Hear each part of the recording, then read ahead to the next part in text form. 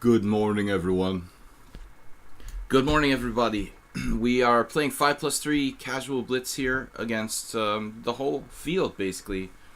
Willing to take challenges from everyone, as long as you have an established account on lichess with 100 or so rated games outside of Bullet. I'm willing to play.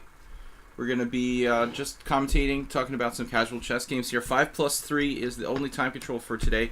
And then thanks for subscribing, and thanks for being here with us today. Last night we had some problems due to technical issues with Twitch. Hopefully that has resolved itself. A good part of the beginning of the stream yesterday was kind of messed up. So let's go here. We have a challenge. It says, I have challenged you. So you're para Ode. Alright, this is Ananas's secret account or something.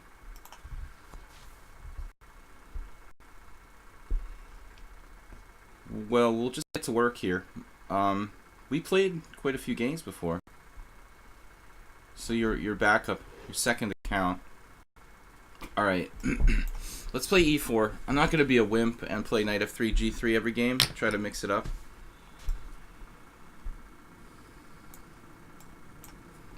Sometimes I play this weird sort of line with the two knights out. Just kind of something that I made up, but it doesn't matter now. By playing takes, he more or less transposes to the Rubinstein system. There's an SOS article, apparently, promoting g4. That's SOS is the Secrets of Opening Surprises. It's a column by Jeroen Bosch in New in Chess. It's promoting like g4 in the Rubinstein French, but I don't think I can do that here because knight f6 is much more effective. My g4 pawn's not protected. I guess I could play g4, take, and knight e5 or something like that, but I'm gonna steer away from that for now. We'll just transpose, I guess. I wasted 43 seconds thinking about, or talking about nothing, basically. This is 5+3, I have to wake up. I was just choking on some breadcrumbs before the stream started, which is pretty unpleasant stuff. I really enjoyed that. Knight takes f6. So bishop g5, bishop e7 should be okay for black, right? I should take.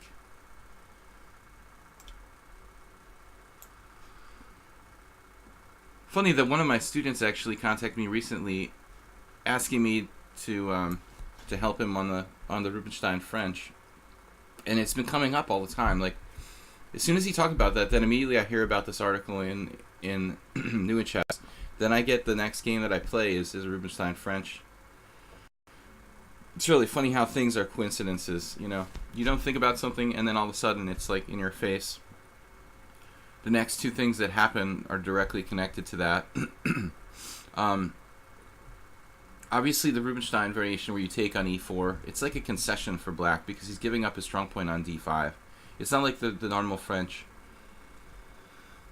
where you're maintaining the center with either bishop b4 or knight f6. It should be slightly better for white, you know, kind of automatically.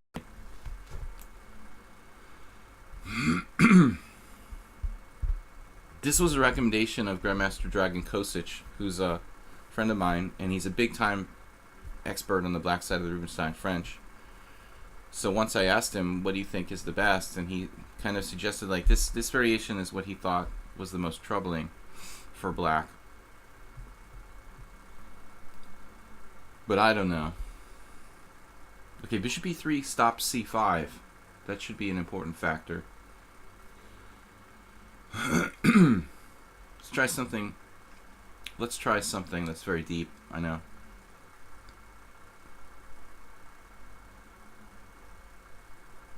Let's try something creative. I don't know. I'm gonna block my own bishop. Try to play sharply here. He acts like this is normal. He just wasn't thrown at all.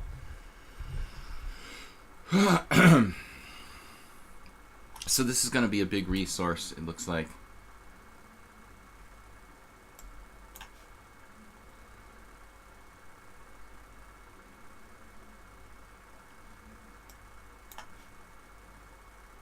Is this all too slow? That's the $1 million question. The dollar question. The $1 million question. A5. Some kind of plan to weaken the A3 square so you can play like knight D5. Wow. Is my attack just too slow? I guess if A4 I can play A3. Oh, he's gonna play bishop A6. I missed the point. I didn't even consider this. It's such a nice diagonal for his bishop already. Of course, I have various options in that case. It's just kind of dual purpose. Should I play C4? Sack the exchange.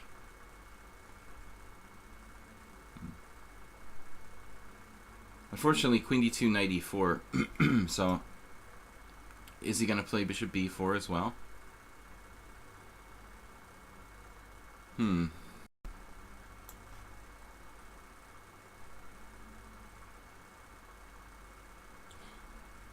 mean, c4 is seriously worth considering.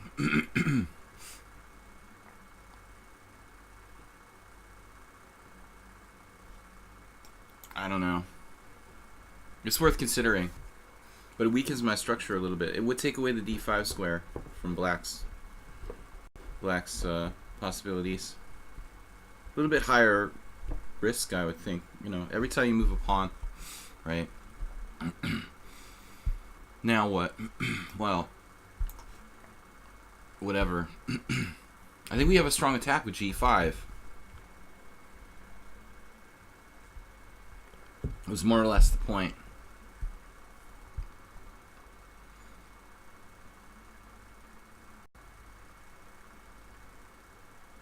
What's up, JCS? Good to see some familiar faces here. Anonymous. Hunt me, please. I'm just recovering from this coughing. I swallowed some...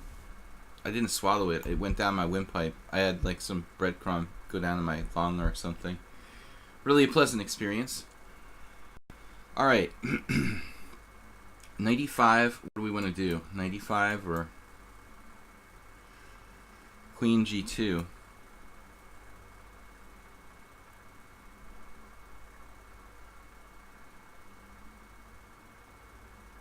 If 95, maybe bishop D6, he tries to trade pieces off.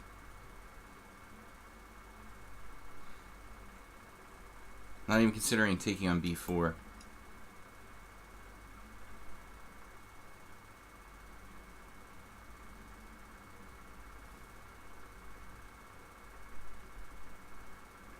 Okay, I have no clue what to play. I'll just pick a random move. Sorry about that, guys, but we had a health emergency.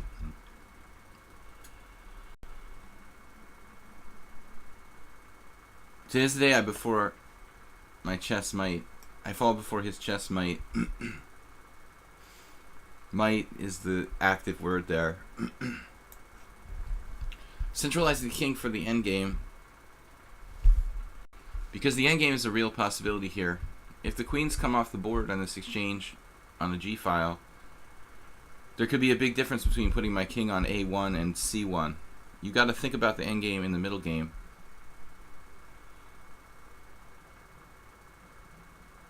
A little bit low on time. Ananas. Periode. That's his original account that he played me with in the beginning. Oh no, he found this move. Sacking a piece? Alright, I'm not interested in that.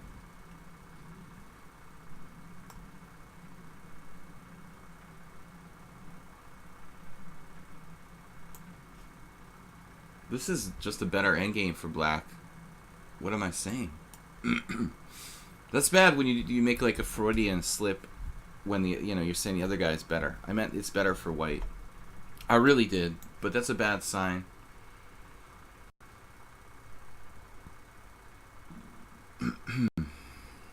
He stops this. Alright. Which is better, the bishop or the knight? B5 locking his knight in Makes a lot of sense, but he didn't do it.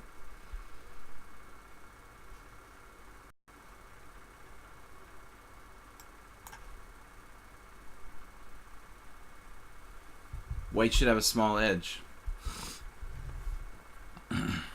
Everything's hanging together for black. I don't know about his Ananas count. He's probably had his chat privileges revoked. I'm just kidding. Alright.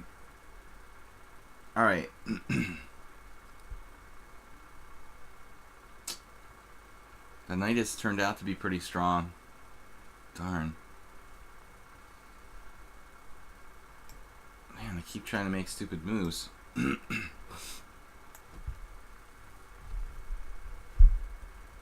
Is F4 even a good move? Every move I make, I'm like second guessing myself. Alright, whatever. He's got more time. You're drunk in account. Alright. Too early to be drunk, man. Too late. I don't know, one or the other.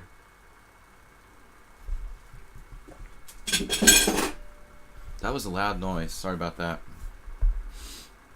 Getting the coffee mug out of the way for the time scramble. Can you make alcohol from pineapples? That's a good question. I'm sure that it's possible. Very good question. Maybe it tastes nasty. I don't know. I would imagine like any fruit is possible to make alcohol from, right? Alright, I just made a very wimpy move. My only advantage seems to consist of this 2 islands against 3, as far as the structure goes. That's pretty minimal. I was gonna attack, but there's not much left to attack with. Now, if I just go G5 there, he plays C4, and I feel like my attack is fairly limited. B8. Yeah, this is a good move. The knight on D5 is strong. If I play G5, my pawns get fixed on the wrong color.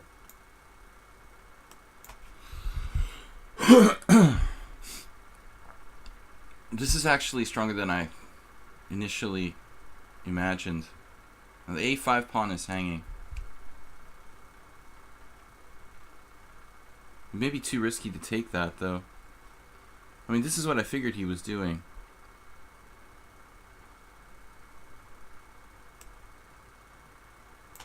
Darn it.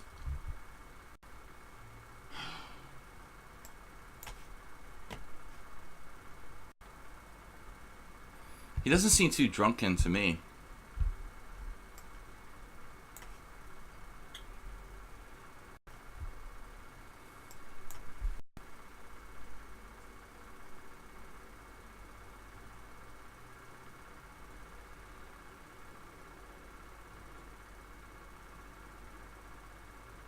He's a little too solid, if you ask me.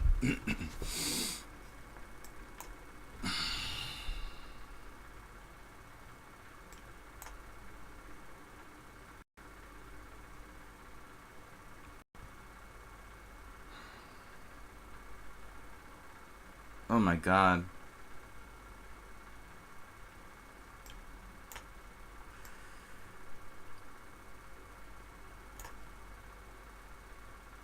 He dropped a piece.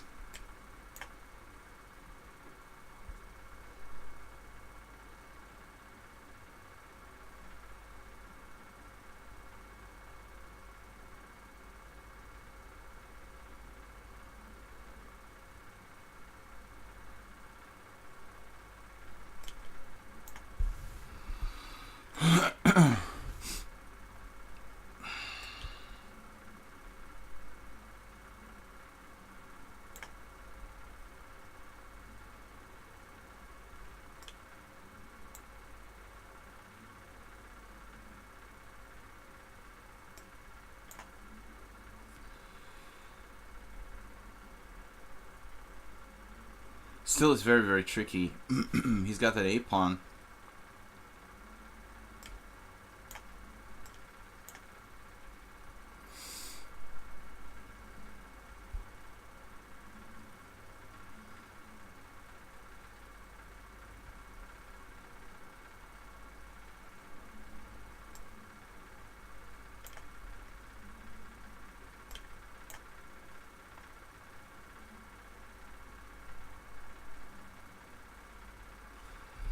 We're just kind of lucky. I mean, he played this tactic that looks like it works, but I have the check on the back rank and the retreat with the bishop. But anyway, he had a good game. I think it was... Whoops, sorry about that. Yeah. He had a good game. Black was probably slightly better when he did the fatal combination. Well, the engine thinks it's playable. That's interesting. It's actually okay. What's this? Check here takes...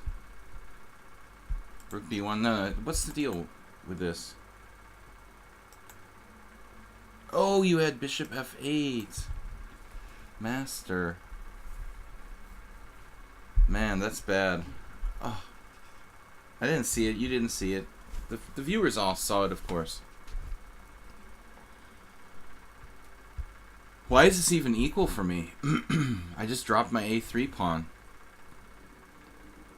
So he's in a kind of dangerous pin. I guess this rook f2 business is going to be a problem. So he's actually quite limited what he can do. I play like bishop c1, threatening rook f2. I don't know. I mean, I'd still rather be black here. Stockfish is calling it equal. I've got some sort of message. If you guys want to contact me, it's not the easiest way to contact me on Twitch.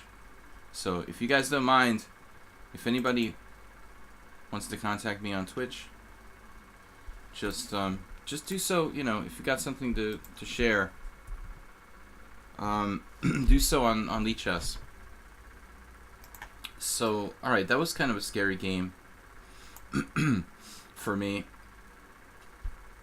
I was lucky, as usual. Okay, let's get back to the challenges. Roast beef 12. Do you have 100 games? No, bullet don't count. Roast beef just qualifies with 121. I don't want to play new accounts. Okay, we played e4. Let's play something different. That wasn't a very impressive Rubinstein French.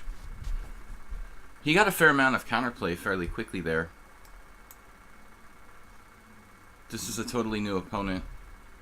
Plays the Nimzo, my own opening against me.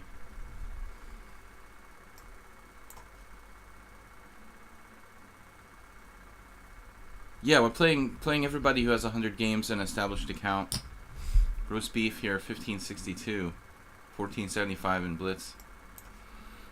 Playing a lame line with bishop d2 because I don't know the opponent and I want to kind of maybe try to take him out of book.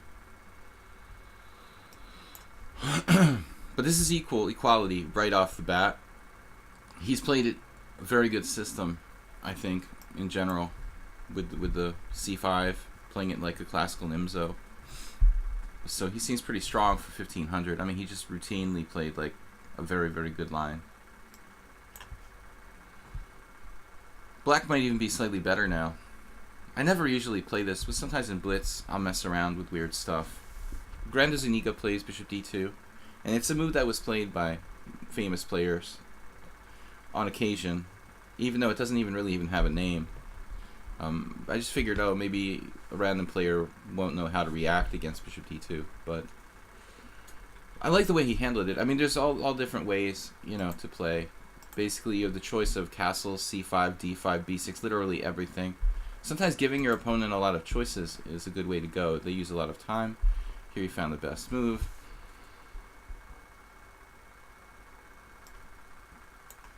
Roast beef almost has to be American.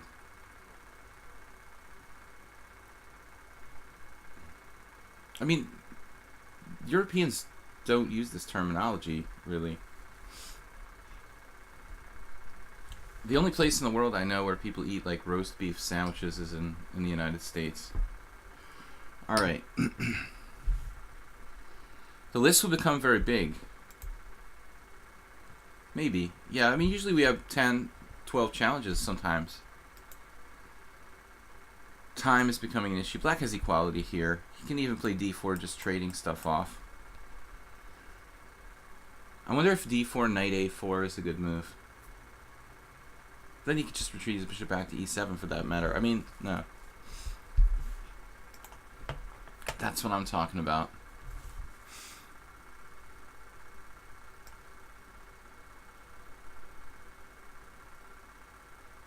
It's kind of random.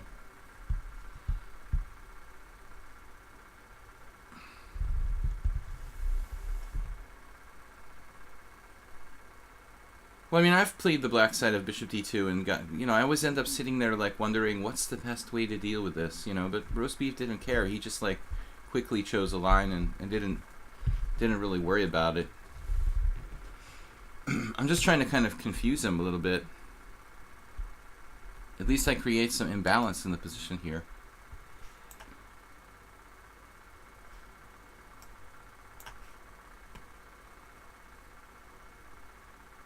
Position is absolutely equal. 1562. It's a very new account, though. I would prefer to see players with more games. He has the bare minimum of 100 games. But he's playing very well for his rating. And very, very quickly. Sometimes people troll me. They're like masters playing on their friend's account or something. What can you do? He seems very confident and very strong for someone who's like a random 1500. Also very principled.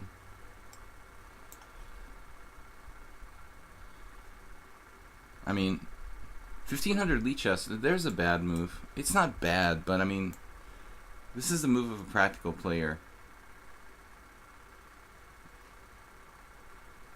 He's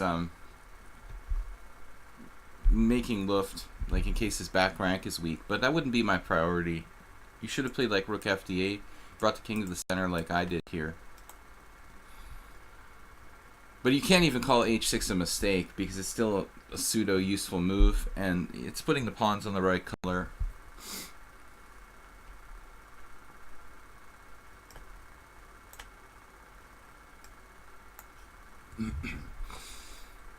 White has nothing, of course. I mean, maybe like the file is something theoretically here, but it's almost nothing. Where's Soltigo? I think he's around somewhere. He's probably taking a nap or something. He said he might be here, but I know he's changed his streaming schedule. Just hoovering everything off the board now.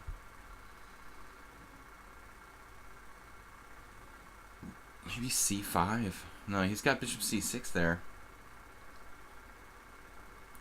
f4 will weaken my king side.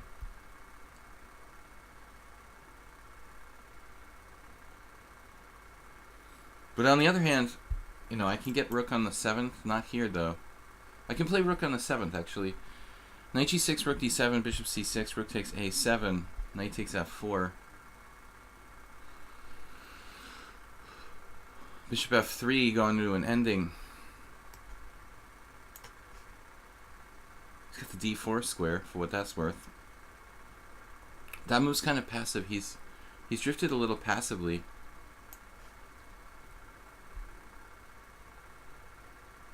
He's certainly fast. 1475 is a low rating. He's playing very competently. Passive move here and there. Now he miscalculated. Still, I win 2 pieces for the rook, but it's not that simple. His rook can get very active. Alright, he doesn't get the file though, so this is okay.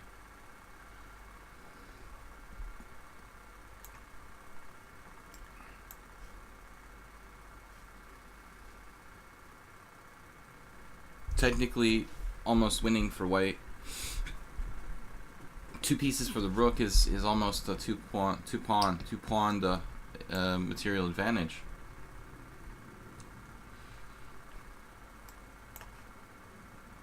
But I think another player who I have to criticize for playing too fast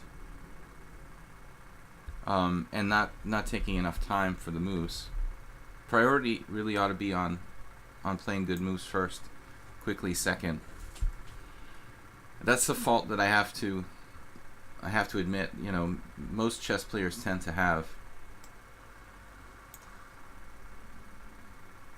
Until a point.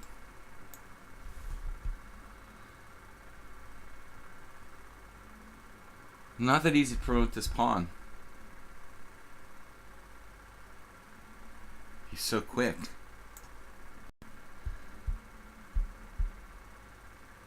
He can't cross his king over without letting my king cross over. The passed pawn's very strong.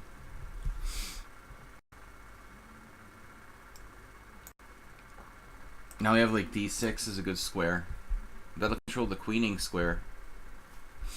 We also have knight to other locales.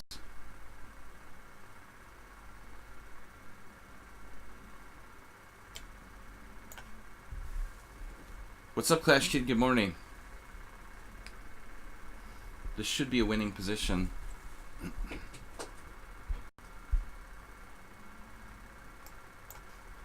Maybe we can just lock it in there with like bishop b5, king d4, and eventually just win his ace a5 pawn. He doesn't have a lot of counterplay. g5, g3.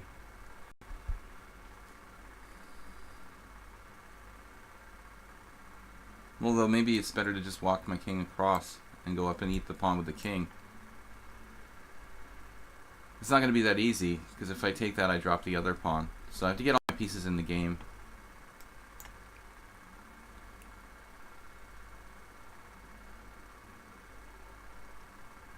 I could sack in exchange, I mean, for like a bazillion pawns, too. Really need to improve my bishop here.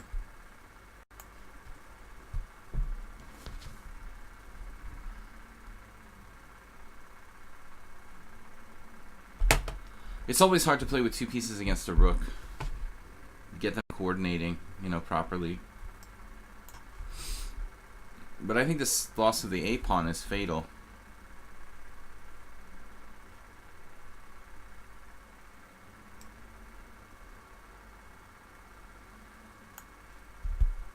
Taking forever. How's our lag here? The ping is good this morning. It was terrible last night. Alright.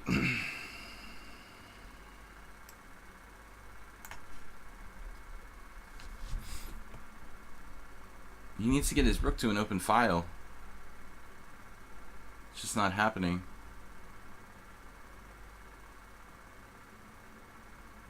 Well, I guess king up. The king up, knight b7, or bishop b5 check, let's say. We just take away all the squares. I've got b7 for my knight. I mean, c6 should be enough. We just interpose.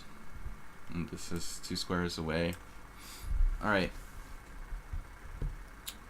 Tough game for the rating. I mean, 15-62, he played okay, overlooking one tactic. But I think he played a little too fast, which is what we typically see from people. The other thing is that people can't adjust to the 5+3. I'm sorry if you guys are used to playing like 5+0, because like if he was playing 5+0, I think his time use would have been kind of reasonable. But we're oftentimes like playing just sudden death time controls that we're not used to playing this increment. I would have been the same way at some point. Only in the last 3 years have I really started to play with this increment and kind of getting used to it. Yeah, I mean, I ask people to have at least 100 games in their profiles, and I don't count bullet as chess, so that's all. He had 121, you know, so it's just not an account you created today. Basically, that's my goal. To avoid people who are just creating accounts for the purpose of trolling me. English opening. I'm moving my way across the board. I played. Why am I getting white every single game, by the way? I played e4, d4, and now c4. Okay, let's try something different. Or not, and say we did. I mean, the fianchetto, this is so boring. This is what I play all the time. We'll try to find a creative setup here for white. We'll see what he does. Knight c6 is almost universal. The symmetrical it's hard to play because it can be kind of boring. We can play the Botvinnik system with e4. I don't normally do this, but it avoids symmetry. The only really good thing about e4, I think.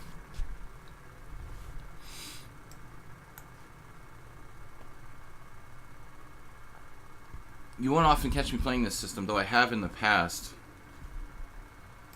I lost to Grigory Kaidanov once, playing the white side of the Botvinnik variation. Who else? That's the only one that comes to mind offhand. I played a lot of games over the years with this type of setup when I was younger. But in recent years, I don't really play Botvinnik system, either color, actually. I try to avoid it. Baleful knows what he's doing here.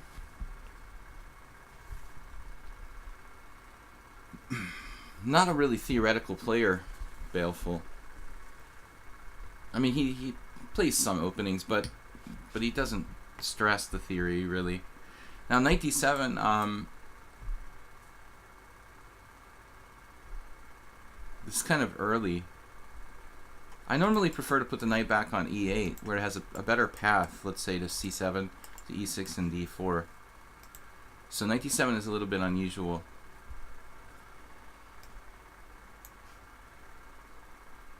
This is a King's Indian attack? No, it's not quite a King's Indian attack. This is just a standard Botvinnik English, man.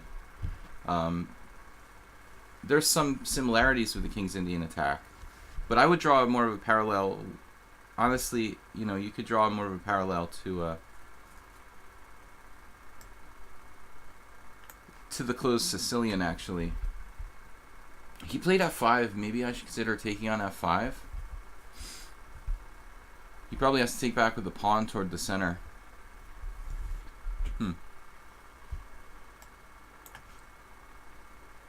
This weakens his king side, but I mean, it is a standard idea to play f5 in these closed Sicilian / English, whatever.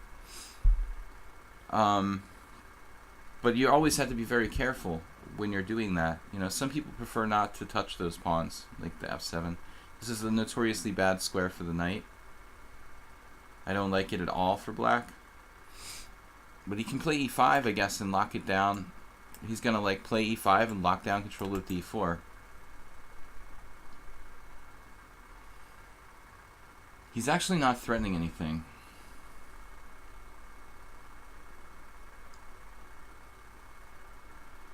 Then the question becomes, what can I do? Which is almost nothing. It's weird. I mean, this is a very, very strange placement of this piece here. I guess g4.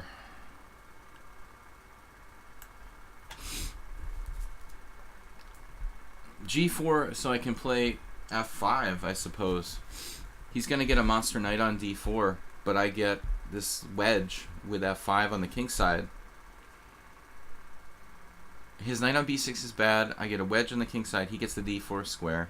Should be interesting. I would think that white is better in the long haul here.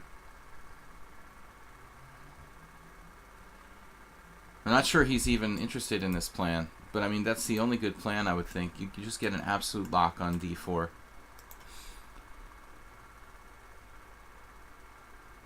Other than that, I mean, if he doesn't do that, okay, he can make other moves, but he's not doing anything, you know what I mean? I'm going to just slowly... I'm going to just spatially take over the board, exactly.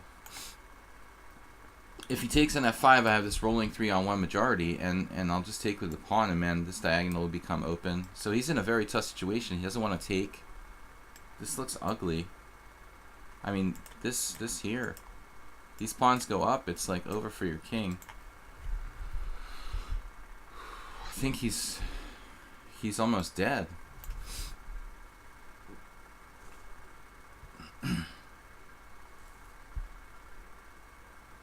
This looks deadly. He didn't lock down that square. He'll have to give up his dark square bishop. And then the rolling pawns are kind of devastating. What is up here? Am I going to have problems? Let's say, opening the position up now. G5, knight takes f5. Rook takes f5 with another 2 pieces for the rook episode. I think I need another coffee. Title players on lichess get at least 60%. It's rigged. You've been playing online poker, man. I don't know. I know online poker's rigged. I'm not sure about chess. The money isn't there, man. I don't know. I can't see it. There's no motivation for that. They want to get more title players to play. That's a really serious conspiracy theory. Alright, knight c5, so he did this. So I have to take it. And if I take now... Yeah, I have to take this way, it looks like. We're going to get the same thing as first game, like 2 pieces for the rook and a pawn or 2. Actually, it's not that bad for him. I might have misevaluated this. But I didn't really have a choice. Once I did, maybe g5 was too early. Yeah, actually, I could have prepared it somehow. Maybe just strengthen with knight c3 or something. Maybe this was a good choice. He should maybe think about giving back another exchange himself. If he gives back, he didn't do it. If he gives back that, what's the material? What am I talking about? He beat down a piece there. Wait. What's going on here? Yeah, he'll still be down a piece. Wait, I have 4 pieces for the... That's right. So if he sacks that, he's down a piece now?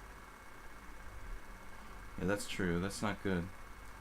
I don't know what I'm thinking. Like he'd give up the exchange. Like he was up the exchange or something. He's not up the exchange. He's up 2 pieces for a rook. So he can't sack a piece. Therefore, I'm just clearly still better.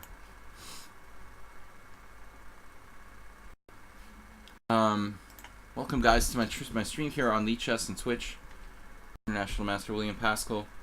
We're streaming 6 days a week, Monday, Wednesday, and Friday. In the mornings like this, 10 a.m. And then Tuesday, Thursday, and Sunday, we're streaming in the evening, 6:30. This Sunday, I have a simul. If the knight on b6 wasn't dumb, it might be playable for black. I mean, this is the first move he made that's really suspicious. You know, putting that knight on b6. It's always bad. Every time you put a knight on, like, knight 3. Bob, you always focus on the important stuff. That's what I like about you. One of the many things. But thank you. At least you noticed, you know.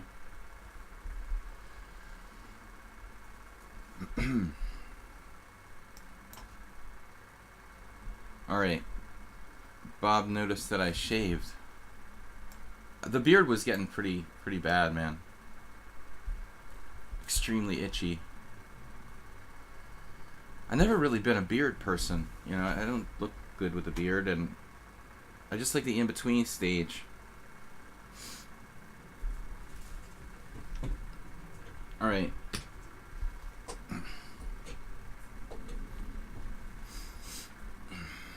Just that's all done now. This was not Baleful's day. Not the day for the victory today. It all fell apart. Who's next in the list was a question. Arsenal is best, and then Arain 22, Velociraptor. But Arain 22 is supposed to challenge to 5+3. So Arain, if you want to correct that challenge and make it 5+3, we're only playing that one time control.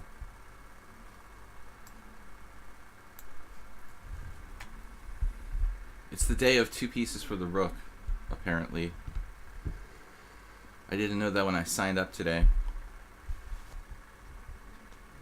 I started the day with a wonderful choking episode. It was really fun. Ponda. This is the chess Ponda here. Hey guys, don't forget about the Sunday simul. We're going to be playing 30-30 simul on Sunday, 6:30 p.m. CEST. That's European time, okay? Alright guys, good luck. Thank you for that message, Ponda.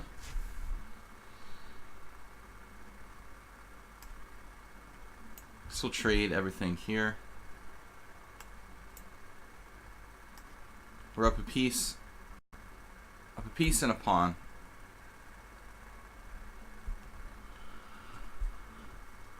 He can, however, target my a2, so b3, c4 diagonal. That's what we're seeing right here.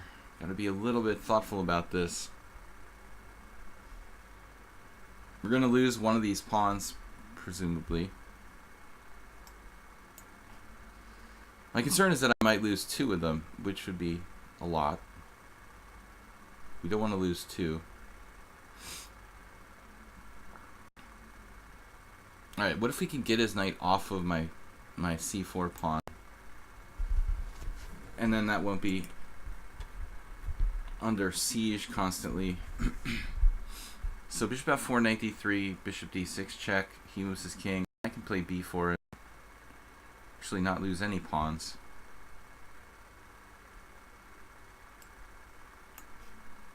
Is my bishop trap? No. Okay. Let's try not to lose any pawns. Even better. Yeah, he didn't even bother play king f7. Good grammar. He didn't even bother play king f7 because king f7, bishop d5 check.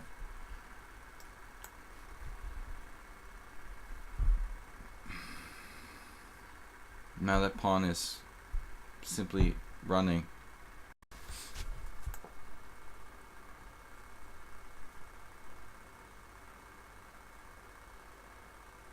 You got to be a little careful because there's not that many pawns left. You know, you don't want the guy to sack his last two pawns. I may have to like sack. I may have to accept that he can like reach like bishop versus knight or something like that.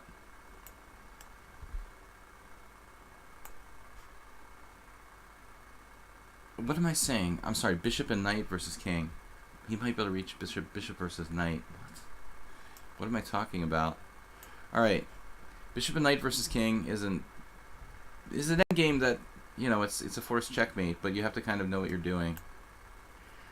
Now his knight might get swallowed up in some cases. Ooh. We're not going to reach bishop versus bishop and knight. I can't speak. We're not going to reach the dreaded bishop and knight versus king. You're not going anywhere. Get in the box there. Just trade it. Trap everything.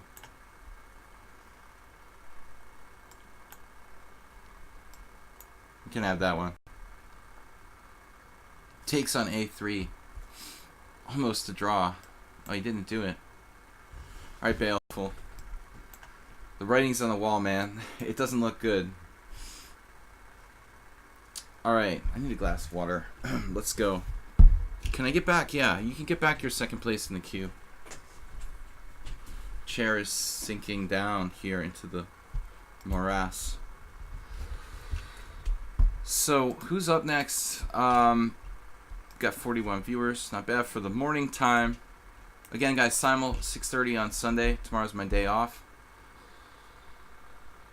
Alright. So, Irene, yeah, you're next after Arsenal is best. Bob, we're not taking subscribers first today. Normally I take the subscriber challenges first, but on Fridays I just make it like an open challenge day, open mic night.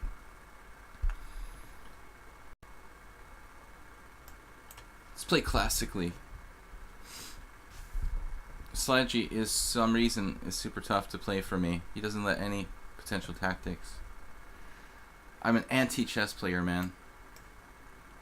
I'm a chess vampire, like Karpov. No fun is allowed. Sleeping in the living room tonight, fear fallen trees. Yeah, are you pretty far inland there, Bob? Bob is in the path of the hurricane. So G3.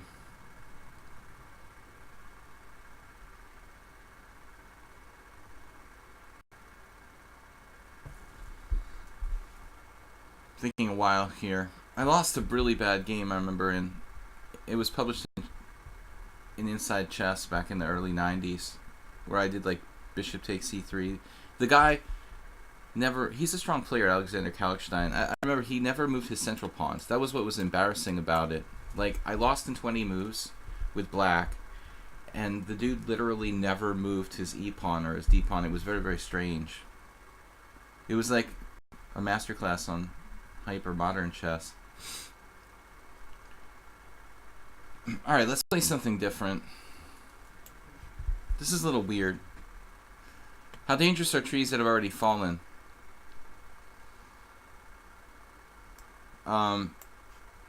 They're like dangerous if you run into them. Stupid joke. Yeah. Don't go out and drive a lot of into a lot of trees.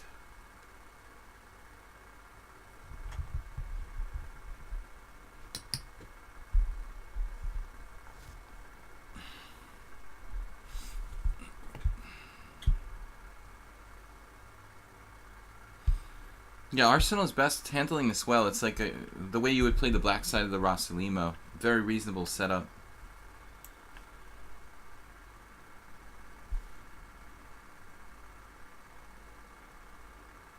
$13.68, but he plays better than that. One thing I will say, so much more knowledge is available in the modern era. You know, when I was 1300 or whatever, there was no public really internet. I mean, the internet existed, right? But there's so much knowledge available at our fingertips today when we're just starting to learn chess that wasn't available. I mean, you had to buy books. I had a pretty big, I still have it, obviously. I have a pretty big chess library. But learning the openings is much easier than it used to be. You know, look how Arsenal is best has like an amateur rating of 1368, yet he handles the opening like, you know, an experienced tournament player. He played this very well. No wasted moves, no inaccuracies. A3 is totally normal.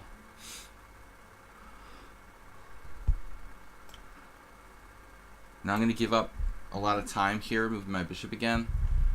I really regret like not playing bishop takes c3 out of the gate. Is the lichess rating hugely inflated versus blitz? Rapid rating inflated versus blitz? No. You're just slow. My rating is inflated because my blitz rating, just I have let it like fall to really low. I never get to play anyone. Actually, I hardly play at all, but I lose like 50 points every time I play a blitz game. I lost yesterday to a guy who, you know, he was like 1900 and he played pretty much like a genius. Except he hung a rook. It was a drawn rook end game, and he had more time than me. He'd been playing faster. That's how I lose to 1900. It was a dead draw. He was up a pawn, but it was a dead draw. And then he like has no way to make progress except for like this losing move that drops a rook to a lateral skewer, or whatever you want to call it.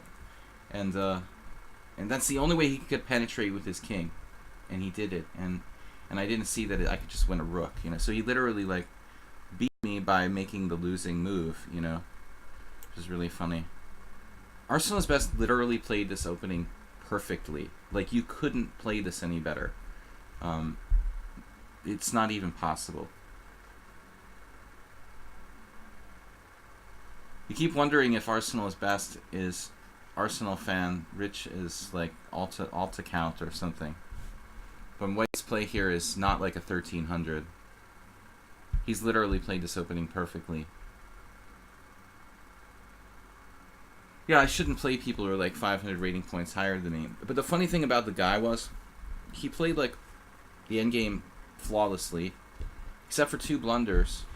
But he played like a series of another 8 moves that were like perfect, you know. So he had a lot of talent in the endgame. And then this is the first move that's strange from Arsenal's best. I don't like rook e1. I mean, it seems like you were preparing for f4, then you didn't pull the trigger. My position is terrible. I'm passive. What I want to say was the guy who was 1900 who beat me in blitz yesterday, he's 2260 something in correspondence, okay? That's kind of weird, you know? Now he plays f4 after pulling his rook off the f-file. My position sucks so bad that even after he wastes like a move, he still has a great game.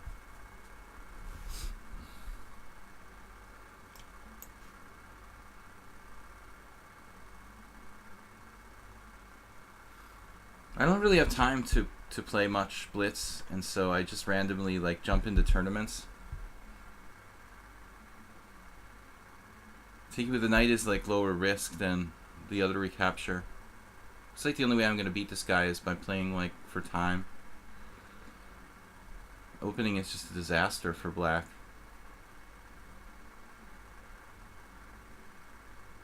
I don't have anywhere to even put my pieces. a travesty. We were just saying that, Irene, what do you mean, can I get back my first position in the queue? Who is that? Dude, you are there. You're there, man. You're already there. Like, you can't be any more first position in the queue than that. How are your lessons with Too Short going, Bob?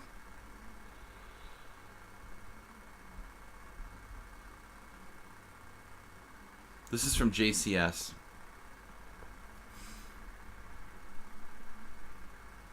I mean, when you have less space, you basically want to trade pieces. That's what I'm doing here. I hated my position so much. But I mean, if 1300s play like this, I'm going to quit chess.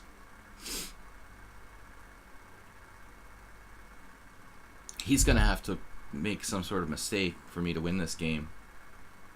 And I don't like the game at all. This game made me ill. I would not play chess anymore if I had to play like this. Seriously.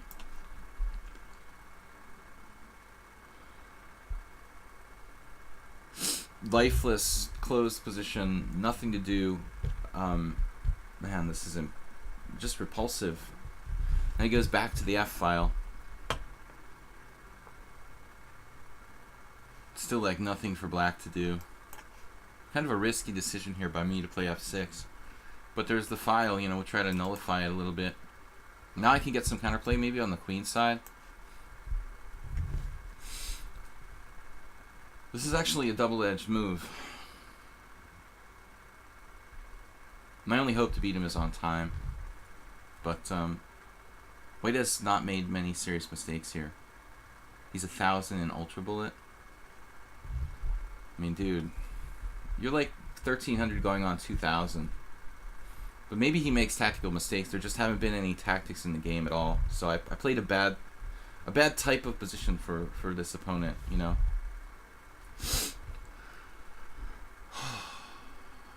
You want to try to play the type of position that makes your opponent uncomfortable or like plays against his weaknesses. But in this case, it appears that Arsenal knows best. Must have a weakness tactically because we see that he doesn't have any weakness strategically. If bishop b6, he just plays c5. He seems to have everything under control at all times here.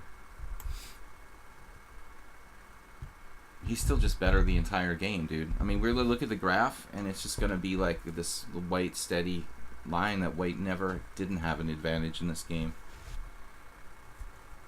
Are you playing in the Hungarian tournaments again next year? It's too early to say, really. I have to go back and forth to help my mother in the United States this year, so it's going to be trickier, but I might play some isolated tournaments.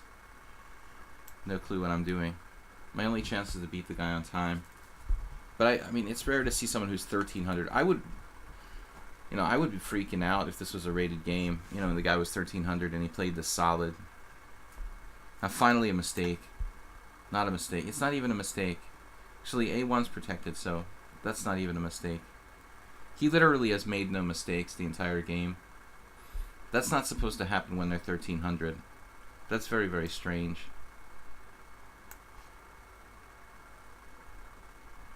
He's going to literally have like these little inaccuracies that are almost meaningless, like rook e1 instead of rook f1.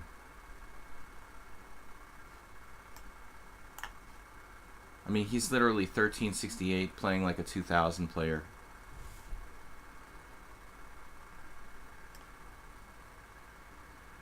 And there he's gonna win a pawn with the tactic. Bishop takes g7.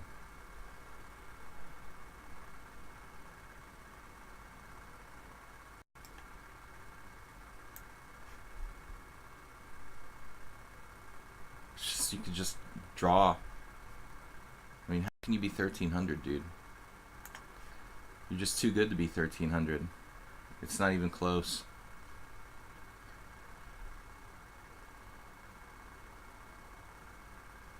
And how can you even have that rating? I don't understand. I mean, 1,300's like drop pieces and stuff, you know? Not only was I worse, but I have to... I mean, not only was he not dropping pieces, but I literally have suffered the entire game with a spatial disadvantage. So I'm worse. It's not even a question of it being equal and I can't beat him, you know. Maybe just maybe count. No, but he's played like several times. It's not that new. He's got hundreds, thousands of games. I mean, it's not new. It's like ridiculously strong for his rating. I mean, that's crazy. 1300s can't like draw against IMs and stuff. My definition of pressure is this game. He just has a spatial advantage and he's just cranking it on me the whole time. For the first time I have an actual threat.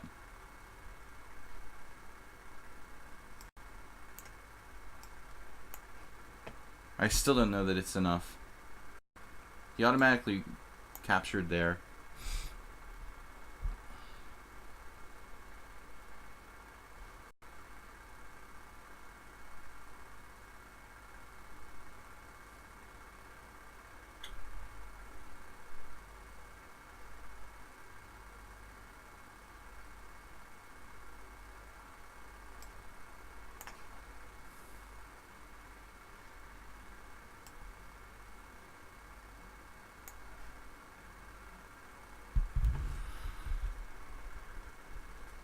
I don't think there's a defense to that.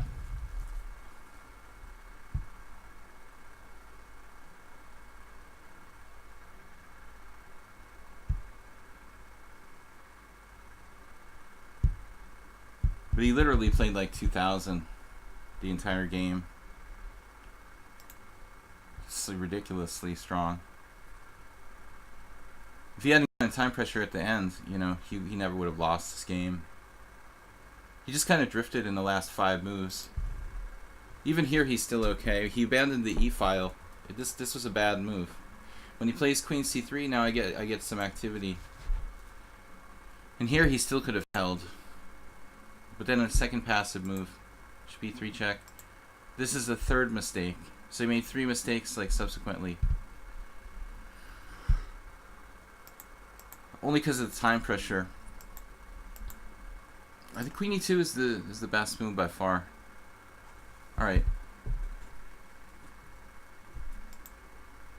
Velociraptor, Arene, Bob, Ninja Berserk, Blue Chip Sack, and Master of Mines. Be cool if you were from Mainz, Germany. It could be Master of Mines. Velociraptor Rex. Now he's really 2000, so I'm expecting a 2600 style performance. The London system. Yeah, we love it. We love ourselves the London system around here.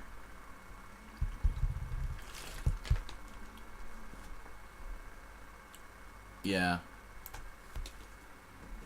This opening has been milked for all that it's worth by people like John Bartholomew, and it's like the trendiest opening to try to teach to beginners.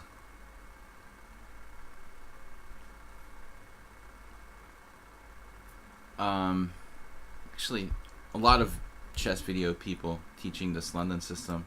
I always made fun of it. Like a lot of my club players, my club mates, in the last team that I played for, they all have this sort of team-wide opening. They all play the London system, but I always made fun of them. You know, it's like you're just playing without thinking. Eric Rosen.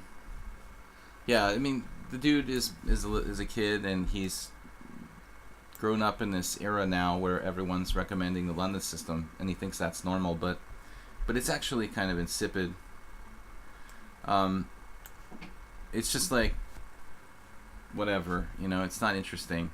I just want to resign when people play the London system, because just out of boredom. I mean, it's not because it's like legitimately not a good opening. It's just extremely boring.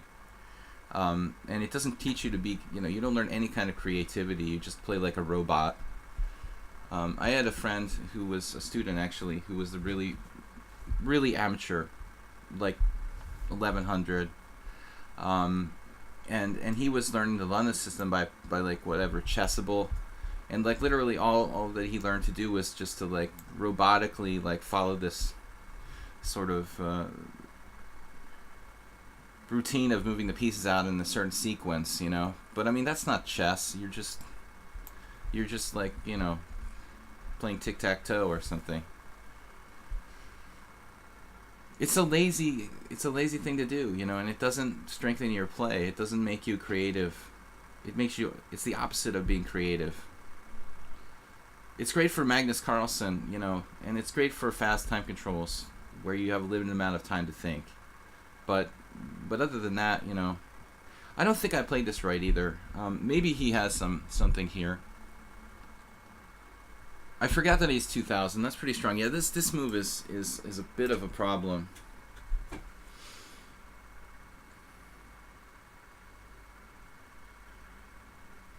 I shouldn't have done this e5 too early. I'm just. On the other hand, now if we want to be really honest, there's the psychological side of this London system, which Nikola Sedlak pointed out to me. You know, he said the reason he plays the London is because people hate it so much, you know. And then so then he gave me pause for thought. I was like, okay, you know, maybe you got a legitimate sort of concept there. It seems to bother people, then you do it. It pisses them off, and then they play too hard to try to refute it or whatever. But I would think at the Grandmaster level, playing the London system would be a good recipe for having too many draws, you know? Unless you're like Gata Kamsky, really. Like you're an absolute specialist in endgame technique and grinding people down with the tiniest of advantages. For the average Grandmaster, I would think like playing the London system would really... All it would really do was like increase the amount of draws that you have.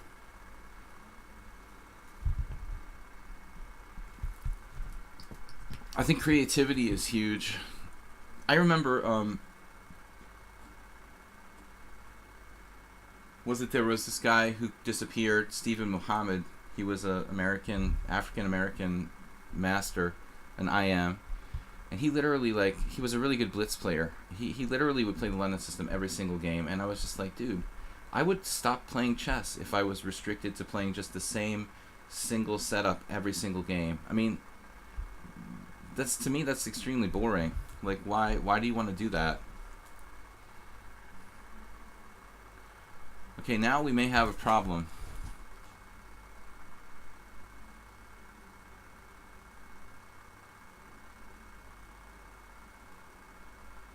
Well, I guess I don't have any choice. I have to push this pawn up.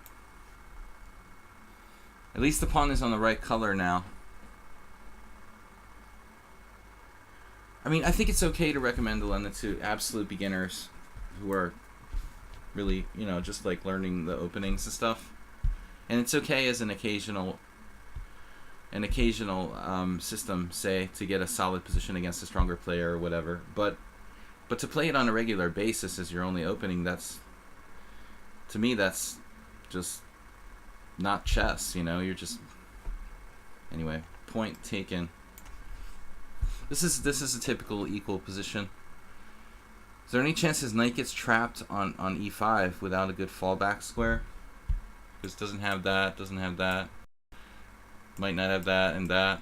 You know, can I even attack it, you know, enough times to build up? Maybe. Maybe. We can try to trap it in a sense.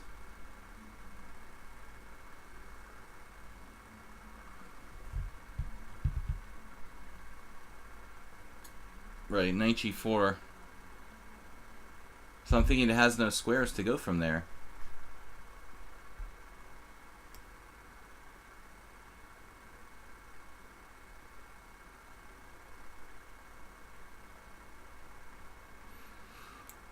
He's literally going to have to put his knight on h2. So we're better. But knight g4 probably wasn't necessary. I thought he could have tried something more active, like here. Try to bail the knight out a different way.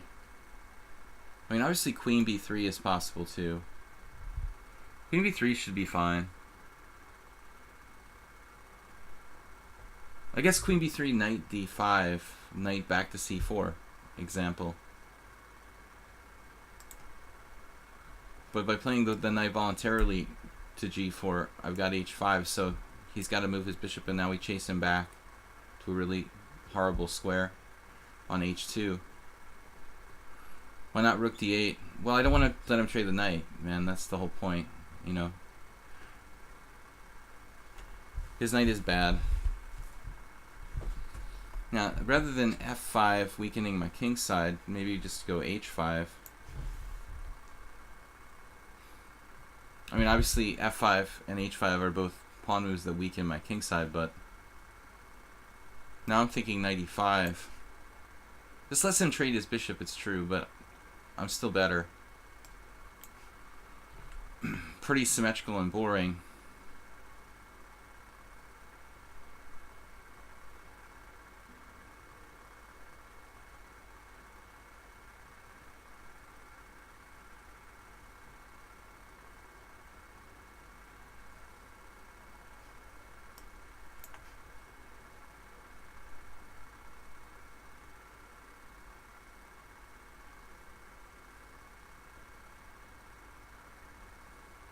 Pretty good at bullet, 2109. This might be an inaccuracy. I wonder if he'll try f4, you know, wrecking his king side.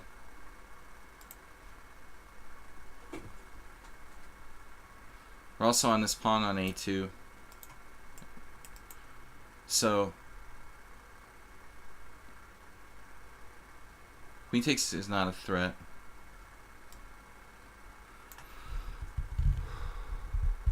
He can play. I mean, this is the point.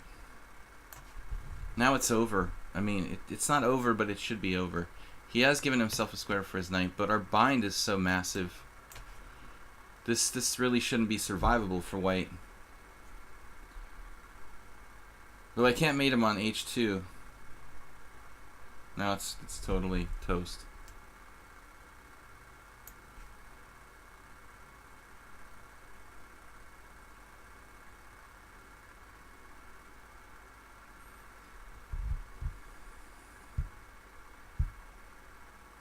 There's a typo in the stream layout. Thank you for that, Nils. No, I didn't notice. There is? On the stream layout. Thank you.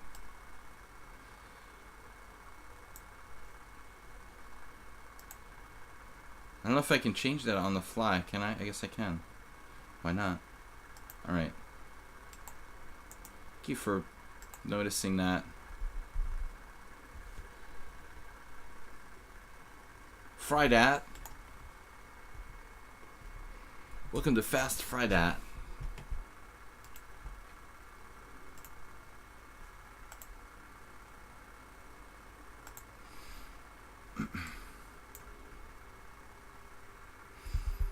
It's mate. Oh, he resigned. Come on. So if you look at the opening, I think he was fine. You know, this is a typical London system. Dead equality. The engine is calling it. Even advantage to white after knight c5, knight c5, queen e6. But objectively, queen b3, see? Queen b3. And then I don't know. I don't have anything here. All I can do is draw, basically. The London system strikes again. So just knight g4 was a bad move. And after that, apparently I didn't even play the best move. What's wrong with knight d7? This move's pretty good. Alright. So I'm no fan of the London system. Arain 2-2 is up next. Fierce Friday, guys. Please support the stream if you can. Make a donation via Streamlabs or PayPal. You can click the button down below the stream to support the stream. Also, subscribing is a way to help. JCS, Clash Kid, thank you guys for supporting the stream. Nils, all you guys have been very helpful. Alright, we're going to play a Sicilian. My default here is the G6 sometimes. Actually, I think the Accelerated Dragon is... It's not really an aggressive system. It's kind of a solid line for black. The notification working now? I think that you're talking about the notifications. The alerts are turned on, but I still have to mobilize. It's a weird choice of words. I still have to activate like some of the stream features. You know, a lot of debate really what you should play here. I don't know. I really don't know what the best move is. It's kind of a weird idea to play a6 that I've seen. He doesn't seem flustered.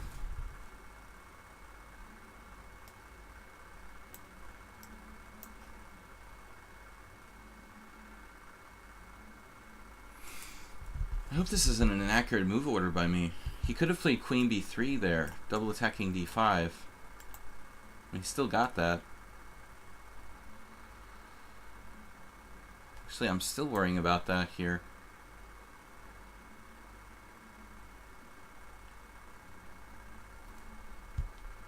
So bishop g4, queen b3, bishop takes f3, g takes f3.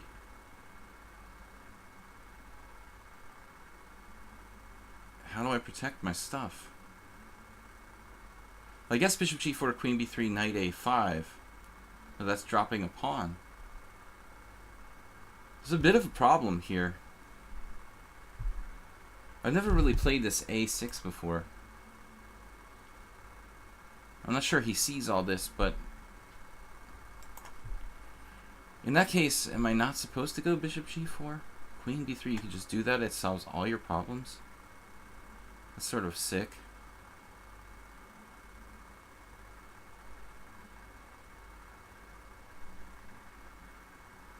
This is a serious issue.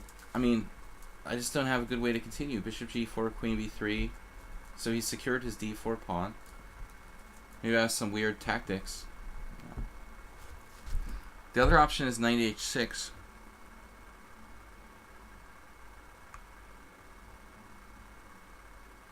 This queen b3 is going to be a problem like in every variation.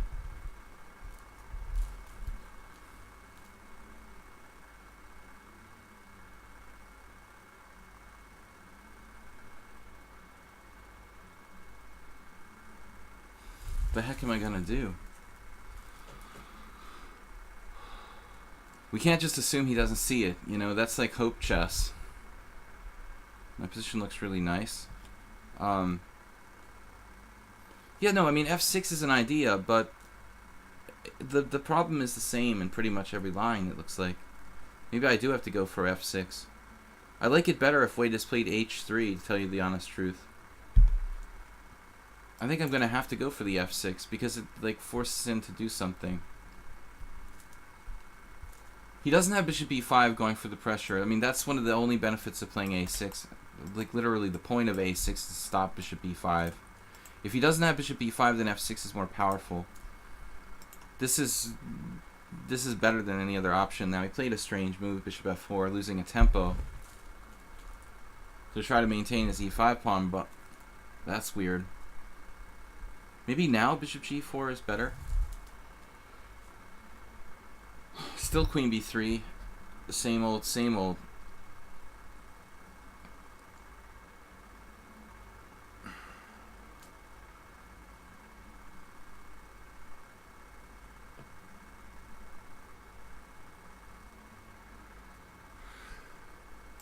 I just have to take.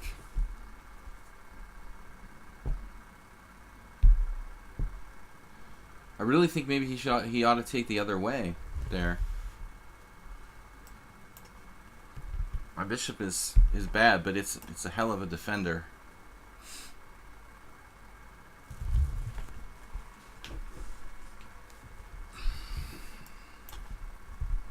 I could go to h6 as well.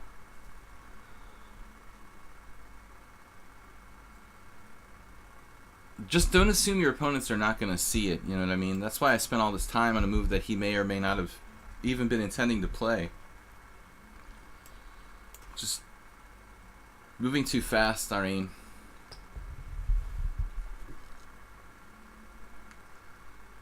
Yeah, but honestly, JCS, I've never seen anyone play like those h4, h5 type of ideas in this sort of line.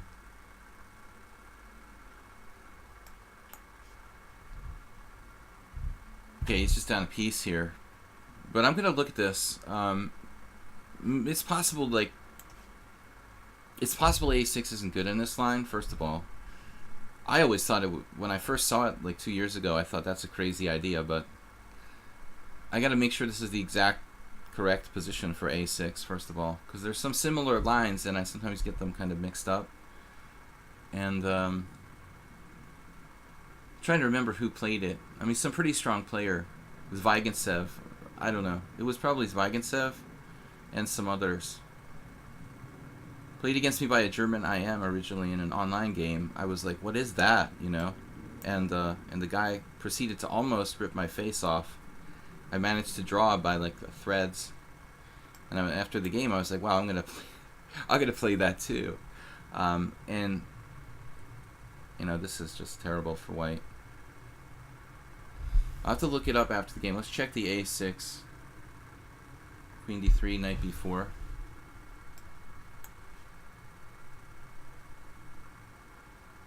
Very good exchange sacrifice. It's easy to make an exchange sacrifice when you're up a piece. Alright. Never play h4. The Chinese economy, I'm trying my hardest to play h4, h5. You know, guys, we have the chess panda. My favorite move is h4. I keep telling you guys every single stream, this is my favorite move in chess. But William says it's not always good in every position, so I'm learning to kind of control myself. Gotta moderate, man. Everything in moderation, Panda. You had too much bamboo this morning. Had a little bit of indigestion. Here, with mating threats on the diagonal would be nice. Chess digestion. What is the Panda's rating? Yeah, he's never played in a rated tournament. There was someone trolling and pretending to be Panda on lichess. Then they got banned for computer assistance.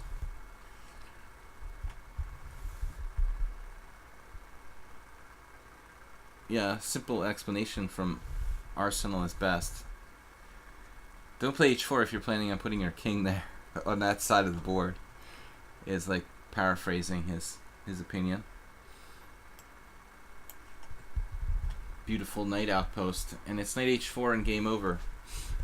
But okay, you made it easy for me. You gave me a piece. This looks very, very beautiful, but he just dropped the bishop on f4. Wild and free.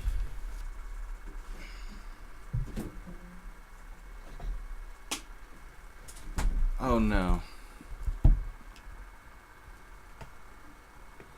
There's gotta be something here. You can't do that to me. Avoid the... Oh no, Mr. Bill.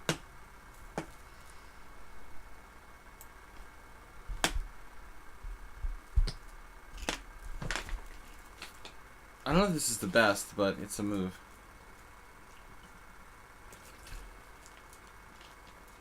Unfortunately, he has knight f4 here, which stops the mate. Stops the mate temporarily. The only move. Unless you want to sack your queen.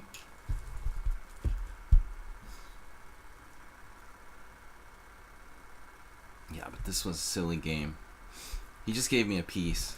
I mean, that's not competitive. But he had a good position. After f6, maybe bishop f4 was still a good move. I'm thinking I even made a mistake. You know, here I win this crushing game, but maybe the truth is after bishop f4, I play pawn takes e5. He should have played knight takes e5, you know, trading off potentially his bad bishop for my good bishop. Knight takes e5, knight takes e5, bishop takes e5, bishop takes e5, d takes e5. I think white was better there, you know. He doesn't... Yeah, I don't know. He should resign. Sometimes it's just hard to accept your fate.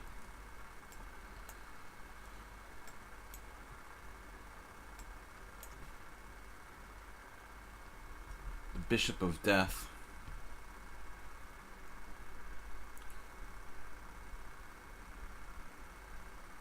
I won't get any subs anymore. What, you're talking about Scoble? Scobles? Streaming? Is Scoble streaming? Shows you what I know. There's still no mate. Where's the mate? King H3, mandatory. Come on. After King H3, I didn't see a mate. It's sort of crazy. Radio Yan.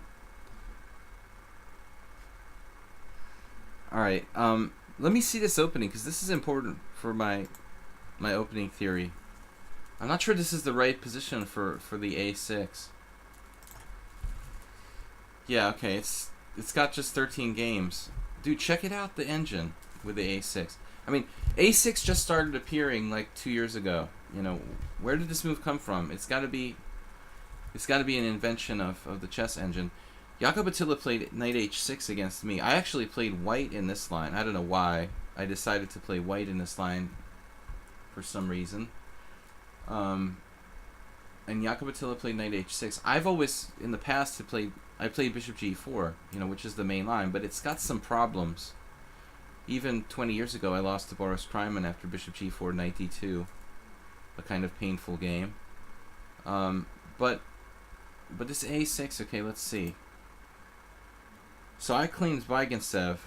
Yeah, there's the game Nazdrachev against Vaigintsev. But apparently it's Morozevich back in 2012.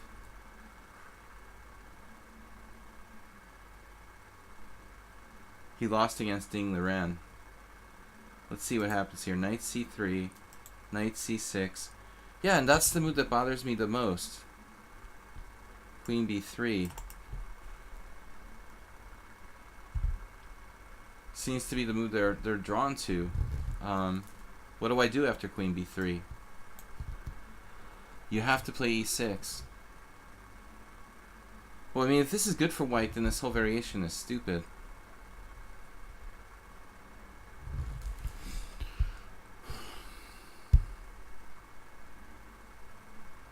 There's a classic Taras trick that if he takes with a knight, you have bishop e6. Okay, this is a very important idea, but the bigger threat is queen takes d5.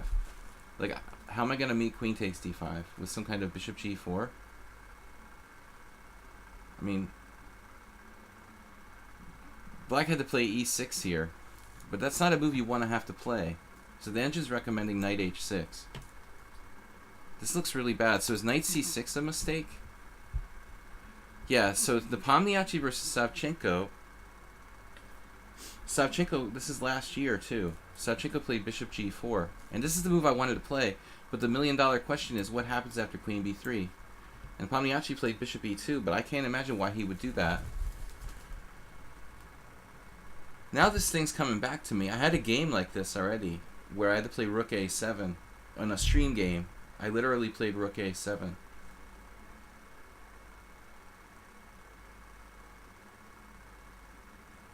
You could play bishop takes f3. Okay, we need further investigations here, guys, but we got a lot of challenges, so we'll get back to the games. Bob Sacamano.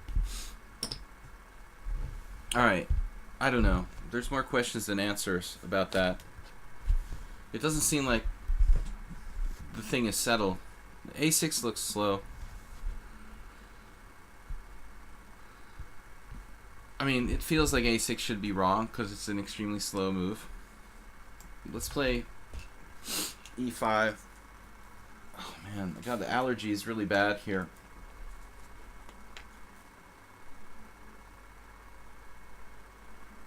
My friend Pop Gellert played this game with Yuri Lapshin once, where it wasn't a b3, it was a b4. But Gellert did a funny thing. He freaked out Lapshin because Lapshin played b4 and Gellert played e5, and then Lapshin played like bishop e2, and Gellert just played e4. You know, I mean, you could do it here. It's not as good though because the white hasn't weakened himself. This move is probably better against b4. He totally. I don't think anyone had ever played e4 before in that position. It's kind of funny, but what to do? Alright, we'll just play the standard stuff.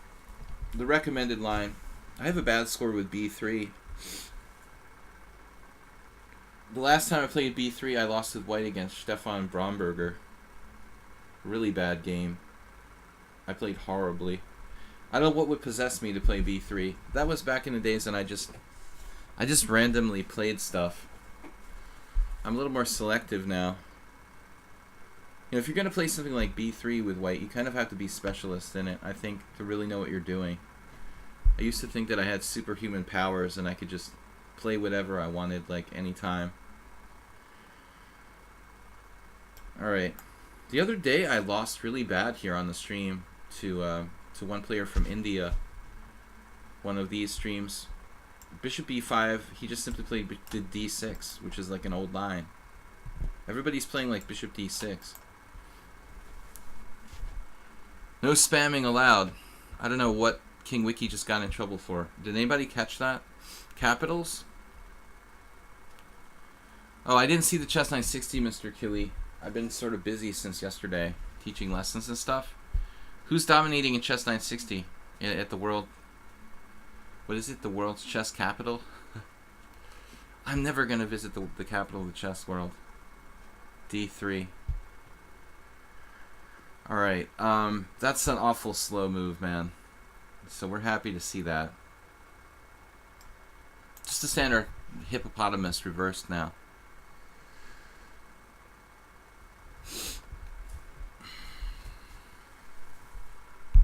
Emotes. We'll try to set up some more emotes. Got to get the panda emote working. I'm sorry I've been so lax about that, guys. Hopefully tomorrow I can meet with Soltigo, our moderator, and among other things, get our panda subscriber emote working. Alright, Mr. Bob. It's just the good old hippopotamus.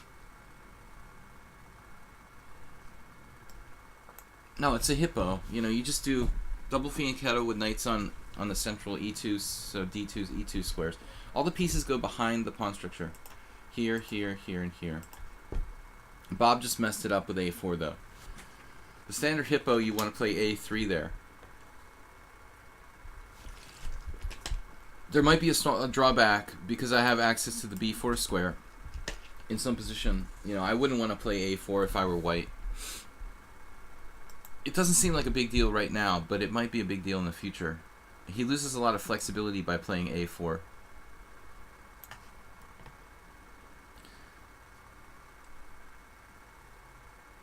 Our second chess question today about if I'll be playing.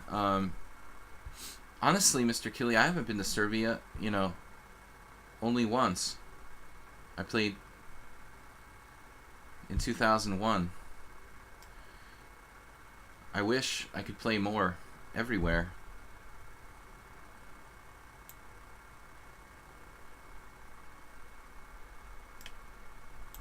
Too many responsibilities. I wish I could just play a lot full time again.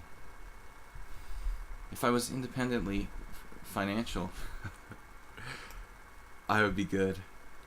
I would play everywhere.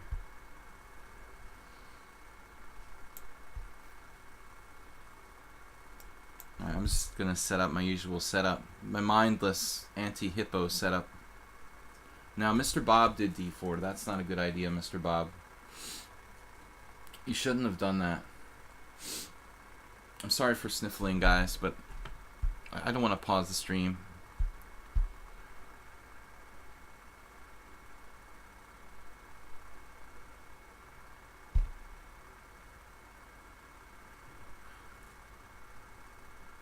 I'm thinking long and hard about whether to take on d4 because, again, we get the symmetrical structure, which is kind of lifeless.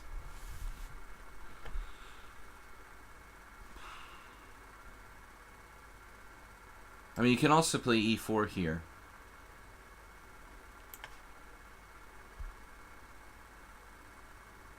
Hippos are very dangerous animals. You like e4? Yeah, I guess. If it was a tournament game, I would seriously consider e4, but my problem is that I don't have that much time, and it's going to get bogged down into like a ridiculously close position after e4. So here I'm just a little bit better.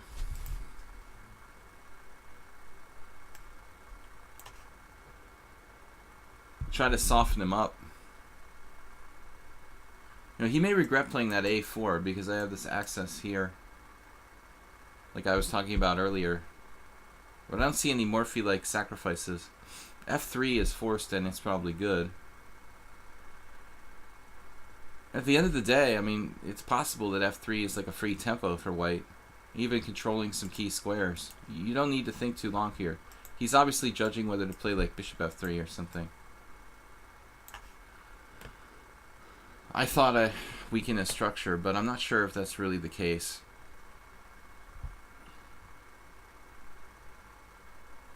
Never get out of the boat, Mr. Killy. Famous line from a movie. One of my favorite movies. You just read there's a barbed wire fence. Oh man, don't get me started. Hungary's in big trouble with the EU now. But it's like ridiculous because, you know, they've been doing this stuff for years, and then they're like crying, "Oh, help us! Hungary is they're doing things, they're becoming anti-EU." But I mean, it's been happening for a long time, and nobody bothered to do anything about it. It's like there's a saying, we call it like crying over spilled milk or whatever, you know. They wrote an article in where did I see? Somewhere I saw an article. Stop Hungary. The U.S. has to stop Hungary. Like right. Like they care about that.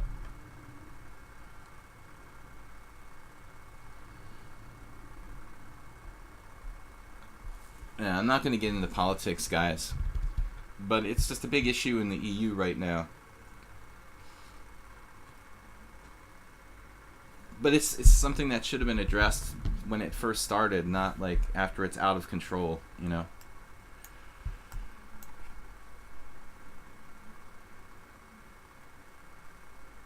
Alright, Bobby is in trouble. But I'm actually not winning a piece here, right? You can trap my knight on b2. This is going to get kind of weird.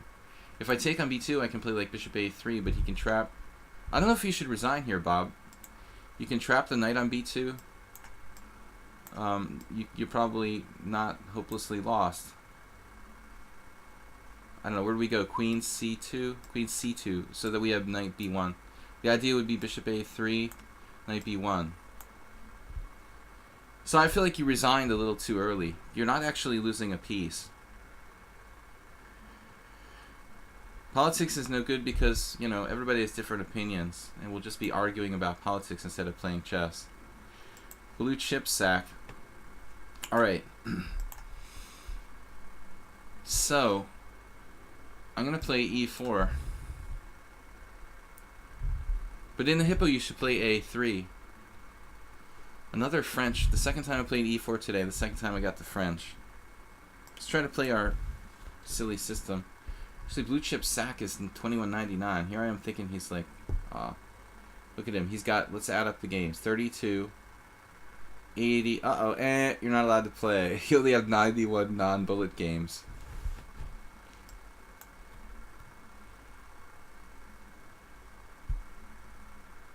No, I mean, it's a highly politically charged atmosphere in the world now. We've got enough of that, like, wherever we go. Let's leave it outside of the chess stream for the most part.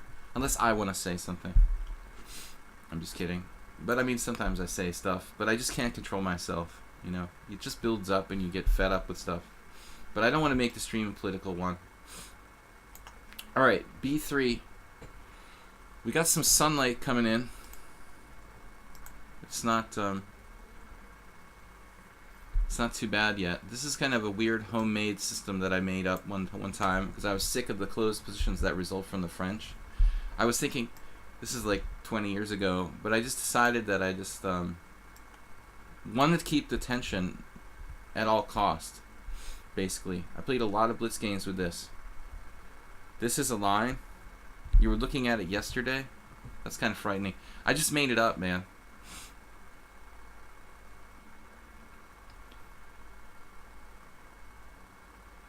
I've been playing this for 20 years. I just made it up one day. It's not a real line.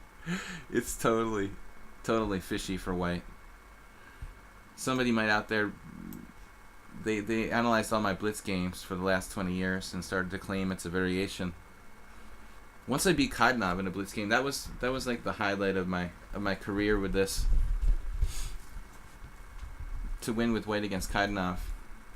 But he played like d4 early and then blundered his e5 pawn. He played like d4, e5 and lost his e5 pawn like a bunny.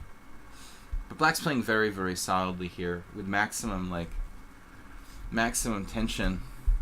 Blue chip sack, and I've never played this guy before. Or girl. But as I said, guys, I wouldn't have accepted this challenge if I knew he didn't have 100 games. I really want to ask everybody to have minimally 100 games.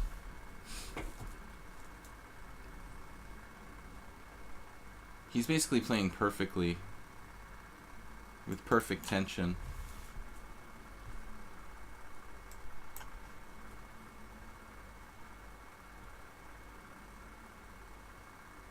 We try to roll over and go to the king side. The a3 stopping knight b4.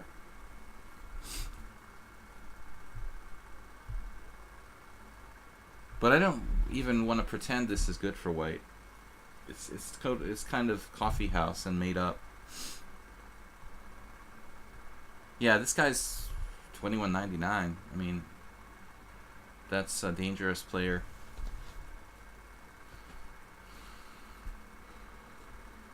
Many NMs aren't the level. Well, they are for the most part, Bob. I wouldn't say many. Most NMs are over 2200 lichess. My rating is way down now. I mean, I'm 2366. That's like the lowest I've ever been. Realistically, I should be like 2500. But I could be even higher if I wanted to really kick ass the way I used to. But I have no time to build my rating back up. Every time I play a game, somebody slaughters me. Some 1900. Or even lower. Now I play d4. Okay, so the e5 pawn, the focus is there. Well, knight f4 or knight g3 is the million-dollar question. Which way do we go? How do we decide between these two squares? Knight g3 a little more natural. I mean, having this possibility to go here, plus it's protected. Because knight f4 would have been more aggressive in general. What am I going to do? Sack a piece on e6? I mean, it's not really realistic. We have the c3 break. It's a practical system for white that doesn't seem objectively, you know. I never believed this was correct. I would have never would play it in like a tournament game against a strong player.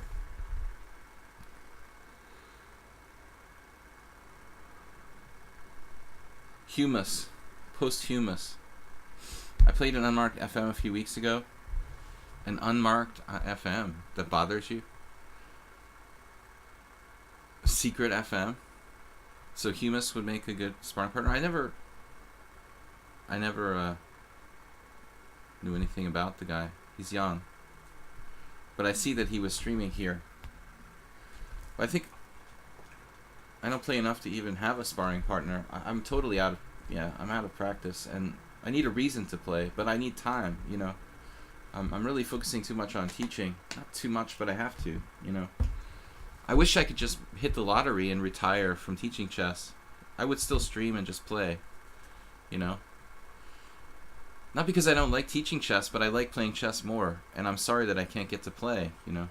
Look at this. He's headed for f4.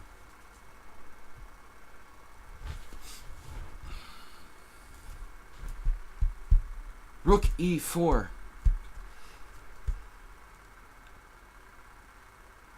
Rook e4, rook g4. Kind of a creative attacking plan. The problem is, okay, he's going to, at any point, play maybe queen c7 to triple up. Oh, I can go here. Right, okay. Now he has bishop f4, very strong move.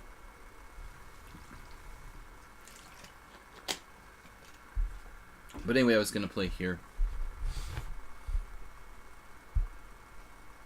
No, I mean c3 would break out for the bishop, or attempt to do so.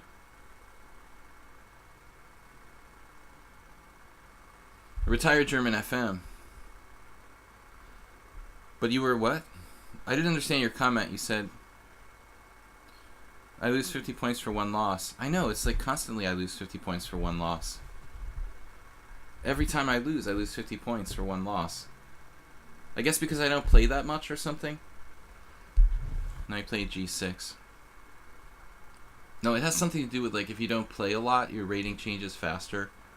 It's a lichess opening thing. I mean, opening. It's like the lichess,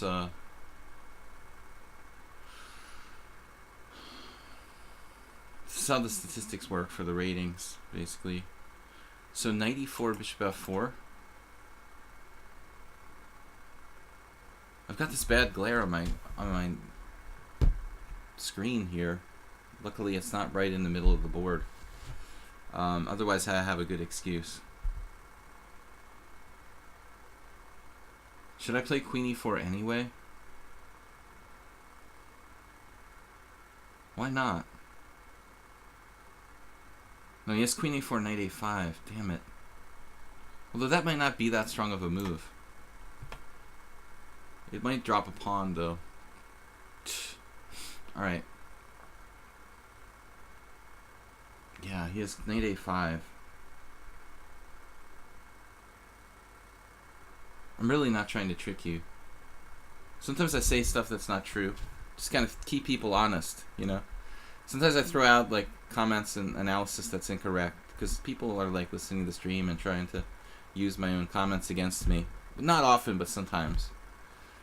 I also can't play titled players. I always try something special. Yeah, just relax and play your normal game. I mean, you really go to Zen mode. I mean, honestly, you know, I think that's the best way to just play if you want to play your best. Just ignore who you're playing. Or the best attitude, in my opinion, in my experience, is to treat everyone like they're Garry Kasparov. Just treat every opponent like they're absolutely an extremely strong player, and you really can't go wrong. So I decided to play it this way, sacking a pawn.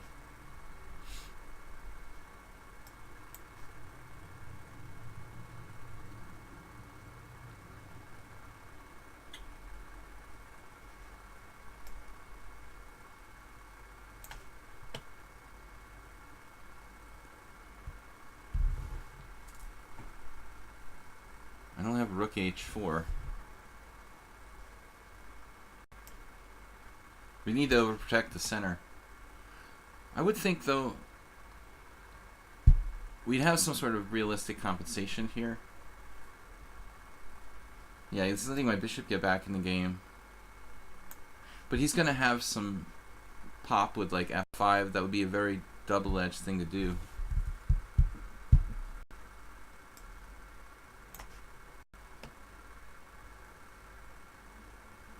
An entirely positional game. Did I just do that? Oh, man. He's all tactics, dude. He just snapped the pawn. It's protected 3 times, but I didn't count which way I have to recapture it.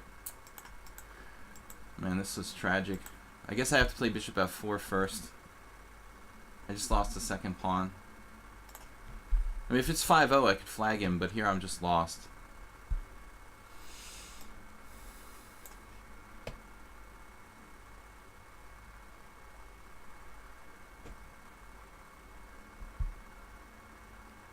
He's extremely tactical.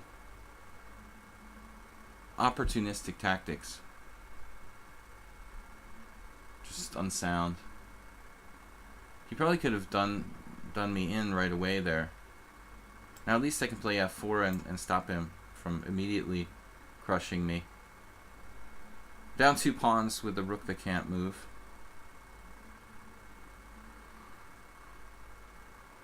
We have a tactic bishop here winning an exchange. So it's up in the air now.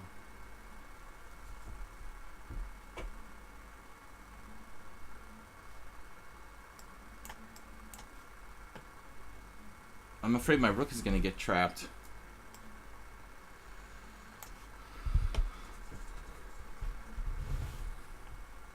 Very calm move by black there.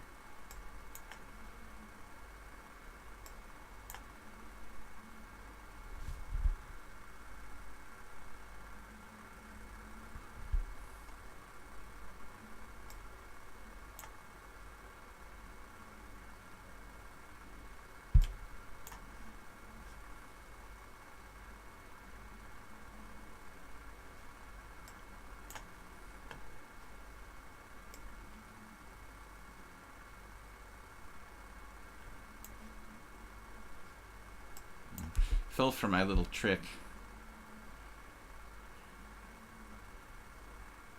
Simplifying here. I actually just win a piece.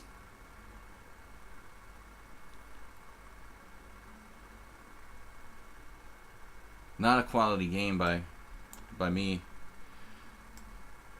He made a couple tactical mistakes too.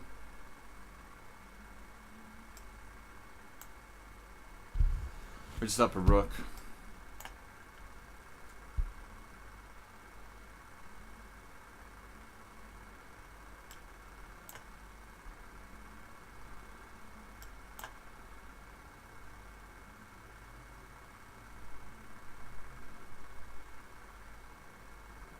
That's not nice.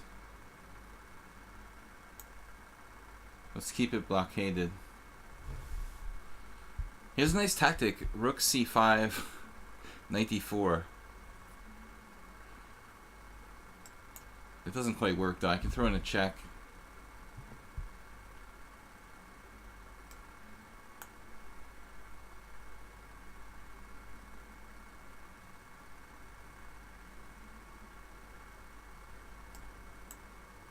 There's a knight check here.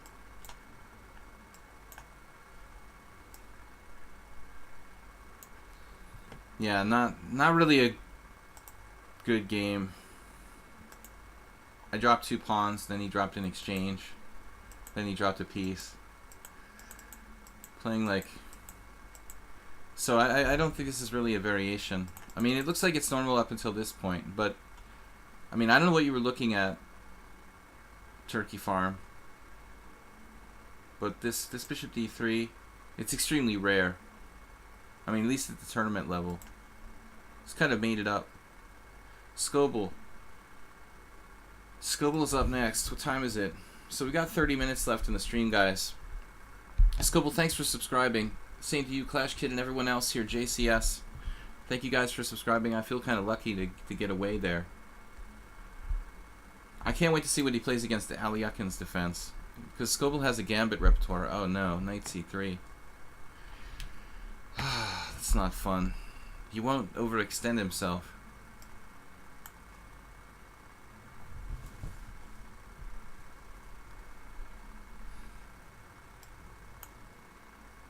This isn't really a variation I ever really enjoyed too much with black. They don't give you that Aliakin's chance to play against their overextended center. I'd also commonly get this position out of the Scandinavian. I think the book recommendation is c5 here. There's 2 lines actually, knight c6 and c5, but in the past I really should have played my normal line. I play a lot of bishop e6. But I didn't, yeah, it is Scandinavian. I didn't really want to play something tricky against a tricky guy, you know. Now queen h5 is a variation.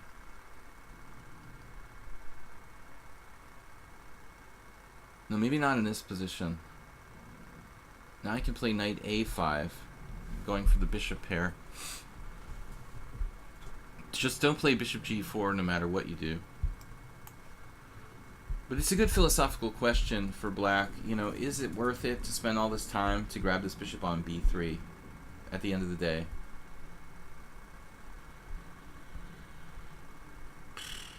I don't know. It's like a closed Sicilian or something like that. Now I have a crappy knight on b6. My other one's going to trade off for the bishop. So the resulting position leaves me with 2 bishops, but nothing really good to do with them. We've got to hope that the bishop pair is like a long-term advantage. Whoa, he went crazy. It's like this 80s song. Is it Pat Benatar? Something stupid. All right, where do I go? E8, E6. Do you want to play the? Do you want to play the fried liver attack here?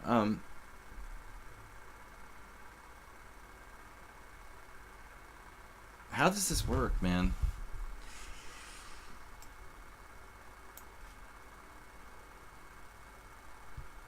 Absolutely crazy.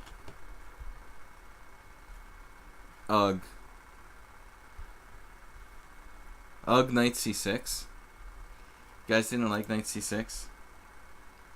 c5 is the main line, but knight c6 is the main line too.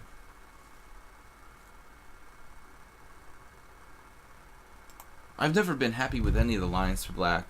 I always feel like I don't like my position when I play this variation out of both the Scandinavian and Aliakin's defense. But I'm not sure what he's got here. A speculative piece sacrifice. I have bishop e6, I have queen e8, you know, in different... Now here g6, for example, is possible as well. It's a developing move. Knight takes g6, h takes g6, queen takes a5, and I'm up a piece. I don't have any problem with that, man. Have my knight for a pawn. G6, queen f3, I got a free developing move out of it. I'm not greedy. You can have a pawn if you want to go that way. Queen f3, bishop e6. He could have played that anyway. I also have queen e8.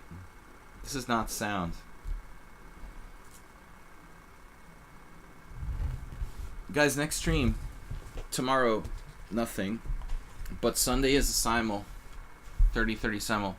Very strange move here from Scoble.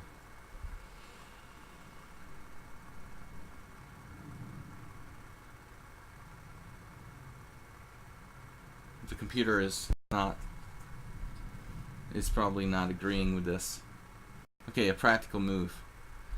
So he doesn't want to just merely win a pawn for a piece. I mean, whatever I'm trying to say. He doesn't want to just trade pieces here to win a pawn. Back, because he's down a piece.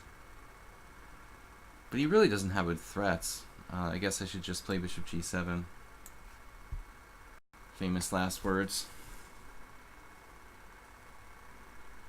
My knight's just chilling on a5. That's fine. Only temporary. So the Alekhines experts play e5 after e4, knight f6, knight c3. Because d5, e5, d4 is annoying for black. Well, yeah, I've always played this kind of experimental line there. But actually, you know, according to Mihai Shuba, JCS, the e5, d4 isn't really the best line, you know? Black should play knight d7. I've always played knight e4. White is just lost here. But then there's really lost, and then there's like practically lost, you know? I mean, he still has chances. Was f3 better than g5? Yeah, of course. I thought f3 was better.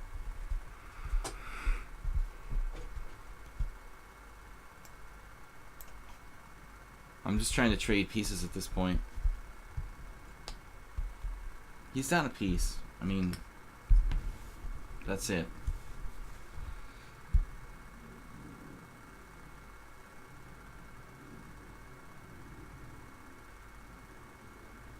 How can I possibly lose this position? If you think about it that way, you know, you can preempt yourself from making mistakes. I'm up a piece. What could possibly go wrong here? Look at it from a defensive standpoint. He could get like a piece on c5, bishop e6, rook d1, queen e8.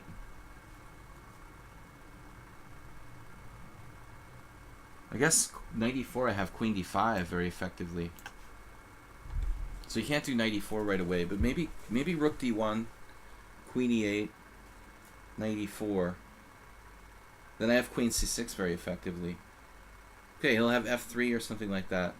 But it's just a matter of time till my other pieces get into the game, till I can play like king f7 and h6 and get unraveled.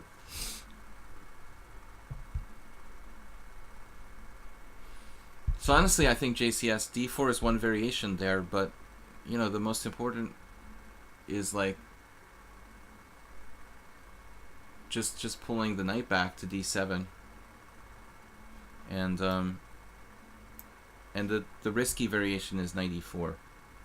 You're discussing what's, but like most standards, oftentimes the book recommendation, the d4, e5 d4 takes. It's like a draw. Basically the draw variation. It's not a draw. It's a little imbalanced, but I mean I imagine that majority of games are drawn in that variation. But I mean very few people play that. You know, the vast majority play like Scoble did against me. The vast majority of my opponents, that is. He's trying to play h5. I mean, this makes sense to bring his rook in the game, and I just allowed it. Yeah, I don't know why I just played that. Why did I play bishop f7? Bishop f7 is a very stupid move. Just not necessary. I mean, it was blockading e6 already, you know, and now I allow him to play rook h3. Sort of silly. Now if queen g4, I guess I play g5, but I regret moving my bishop off of e6. You can also take on h5.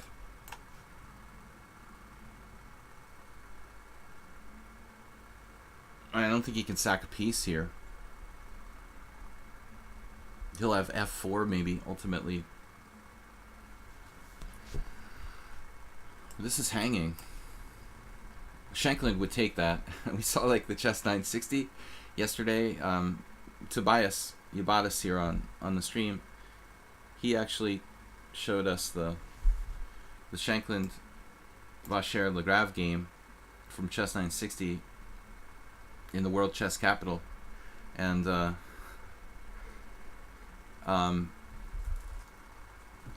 was like Shankland just taking things. It just took everything. He didn't believe anything. Bishop takes h5. This felt a little like chess 960. So e5, yeah, I mean, the problem is, yeah, obviously, what JCS was talking about, e4, knight f6, knight c3, e5, transposes to, like, the Vienna, you know, the Vienna. Most people who play the Alekhine's defense or Alyakin's defense don't want to play, you know, a classical chess opening. I mean, that's the entire point. Of course, the logic behind it would be that experts say the Vienna isn't really critical.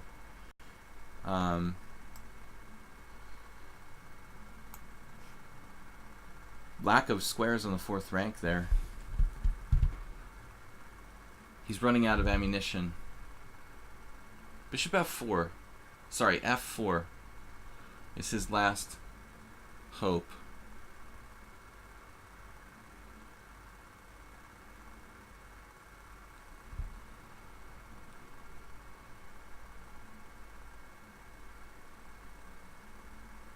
How can I bring more forces into this battle? King h7.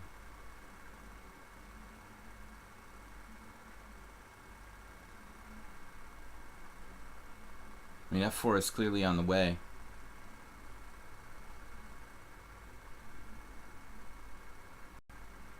I don't really see how I can fight against that too easily.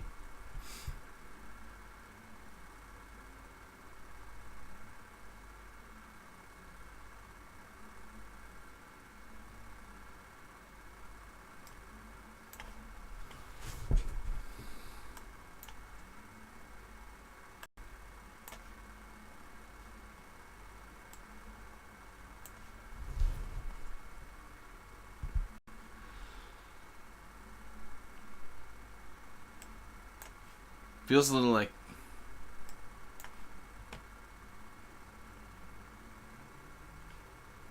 ooh. It's a nice tactic to have.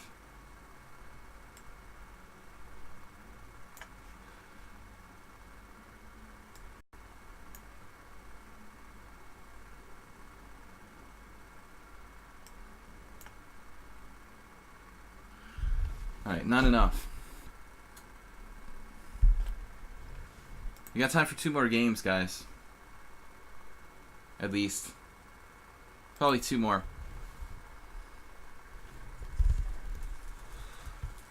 The 2 Knights Classical French, exactly. That's what Mihai Shuba's approach was. He had this old game he put in Dynamic Chess Strategy against Hungarian Grandmaster. Who was it? An older Hungarian Grandmaster. And yeah, he just plays d5. But again, you have to be comfortable playing the French. That's not considered a really dangerous variation. That variation with the knights on.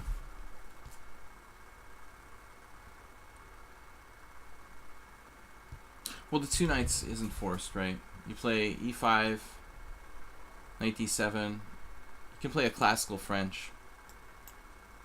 The black player has to be willing to play the black side of the classical French.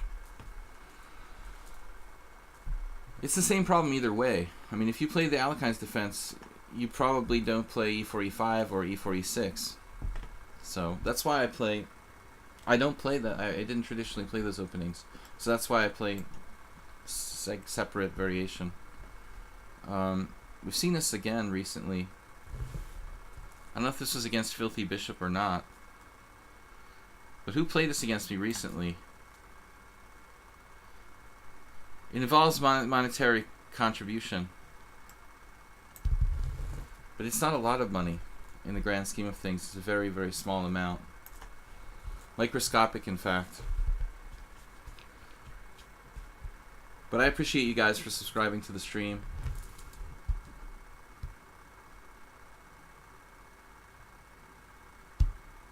Filthy Bishop is 2000 rapid. He's got the sneaky low rating here.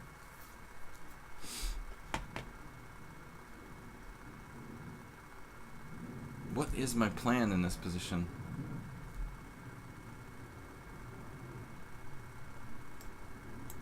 This is one of many possibilities. I'm not planning on sacrificing a piece with h6, bishop h4, g5. But he went back. A slightly passive move.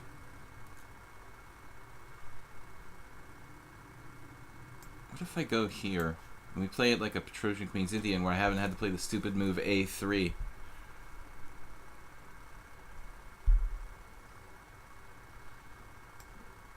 Fedorovich would play like this with white, but his bishop would even go to h3.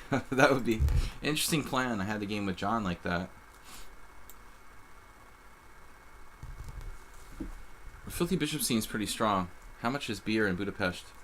I would say the average price is about $1.50.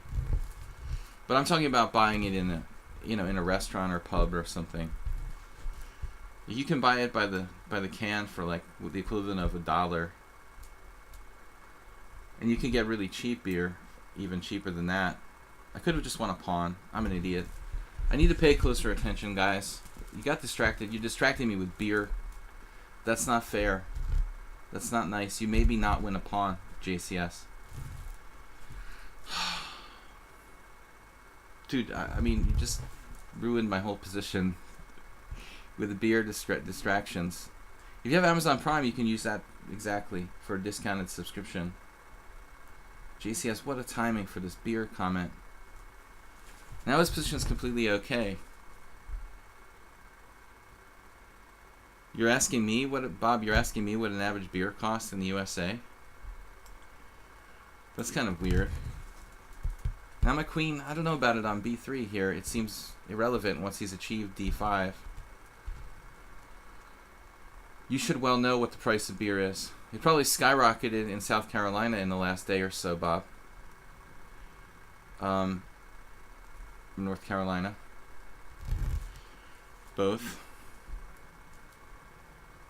Skyrocketing price of beer in hurricane season is a well-known kind of a well-known factor.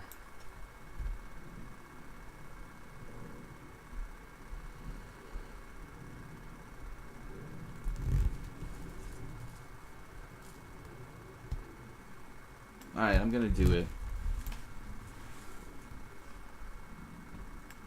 Blast away here. We got everything we could. We put everything we could into this so-called attack. The filthy bishop just stops everything. He's only used 44 seconds for the whole game. Is he sacking a pawn here? In a way.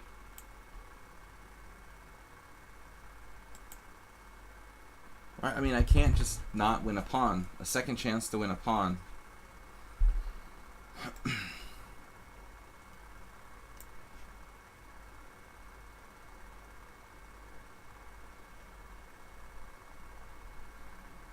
What, 15 cents for a beer? Wait, in the city it's probably 7 to 15 bucks. Damn, dude, I'm not drinking beer anymore. I mean, in Bermuda or New York City, you know. Maybe in the chess capital of the world. We're winning. Yeah, the highest craft beers. You can buy a 6-pack of beer for 10 bucks, man.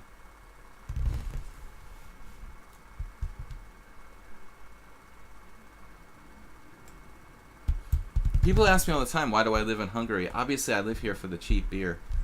But the prices have gone up significantly over the years.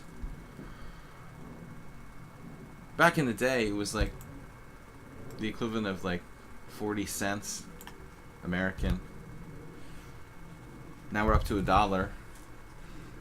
It's creeping up.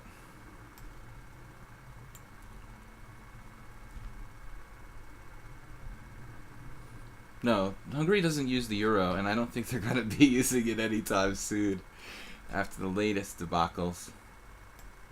Filthy Bishop just forgot about losing a piece here. Hungary's on thin ice with the EU now, so there won't be any European currency here. In my lifetime, at least. Brajesh is up next. This will probably be our last game for the day. This is very short. If it's a very short game, we can play one more. So lose quickly. Let your friends play. That's what Feingold would say. G3, we've played everything else. Yeah, I mean, it's like going to a theater production and ordering a beer at the bar, you know. You know, then it's like 15 bucks or something. I'm talking about in the United States. Go to see, you know, a show or something, and or a concert, you know, obviously you're prisoner. A prisoner at the Monopoly. You obviously have Hungarian heritage. I do? No. No. No. I'm not.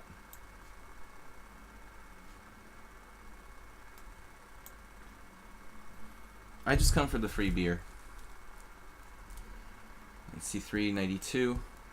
We had this game with, who was it recently? Some Fianchetto Pierce. Okay, what would Karpov do?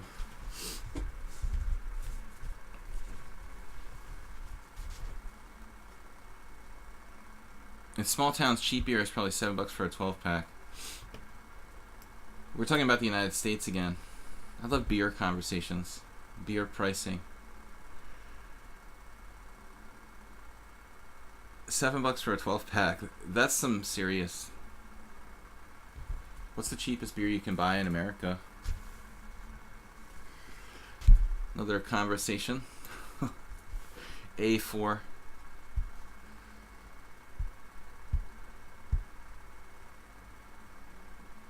I let him transpose to effectively dragon. Sicilian dragon. I could have played D5. This guy is probably like a 2100 player.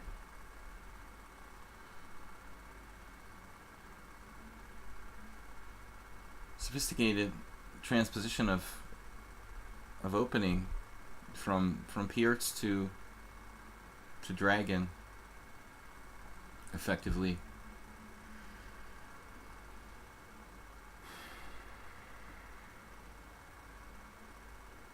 I'm not really sure what I should be doing here. Milwaukee's best. Oh, that's fraternity house beer, man. I mean, that's gone back. Yeah, that's when the basement smelled like beer. You got to get it, you know, in kegs, you know, like whole kegs. That's even cheaper. You're going old school there. Milwaukee's best is a classic, man. I mean, what else?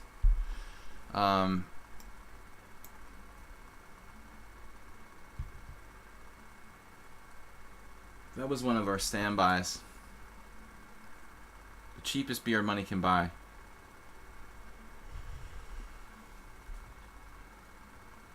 That's beer on a budget. Alright. I guess we'll play A5. Just lock it down on the queen side. I don't really know about his placement of his queen against this rook on E1. He'll never have any sort of breaks with D5. Where are his breaks? He doesn't have any. He doesn't have D5. He doesn't have B6. Where are your children? I mean, do I really want to play B4? I don't know, but I'm thinking about it because we got lateral mobility at some point.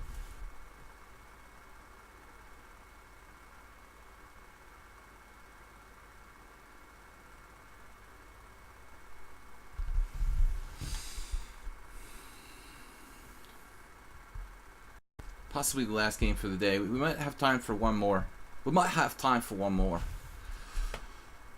Alright. Knight D5, sacking the piece. No. I don't really want to trade pieces here. So we're winning a piece now with B4. Funny how I was just talking about this a moment ago. You know, this is like one of the whole idea is now he doesn't have a square for his knight. No, he has E5, I guess. Not literally losing a piece. Or bishop takes D4, but that's not necessary. Bishop takes D4, queen takes D4, E5. Best choice. Only, really. Now I have the chance to play like knight D5. You know, on knight D5 he has to respond by moving his queen, and then he'll have multiple problems. He's still hanging around. Queen F8 only move.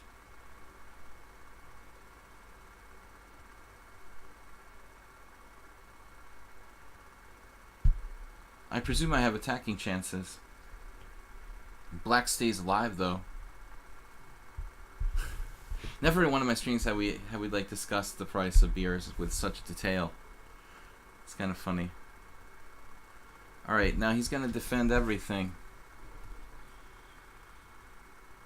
But he's basically spatially crushed.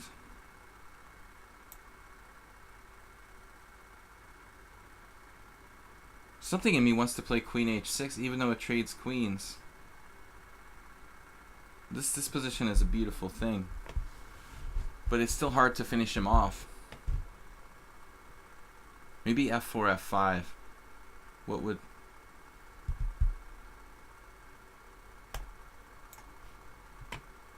Why would that not be a good move?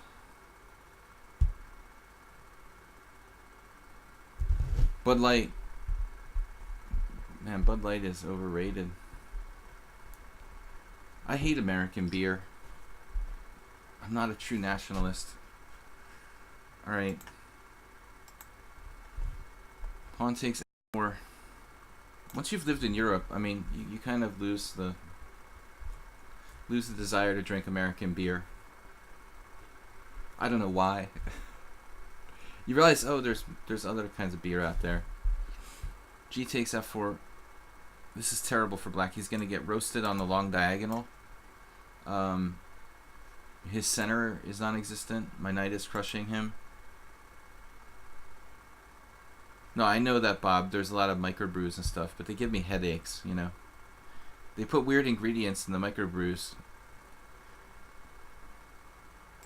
This is painful. Anchor steam. I got insane crazy headaches from that. It gives you a really, really nasty hangover too. Of course, you probably shouldn't drink too much. Bob subscribed. Wow. Nice job, Bob. Alright. What do we got for time? Time for one more game.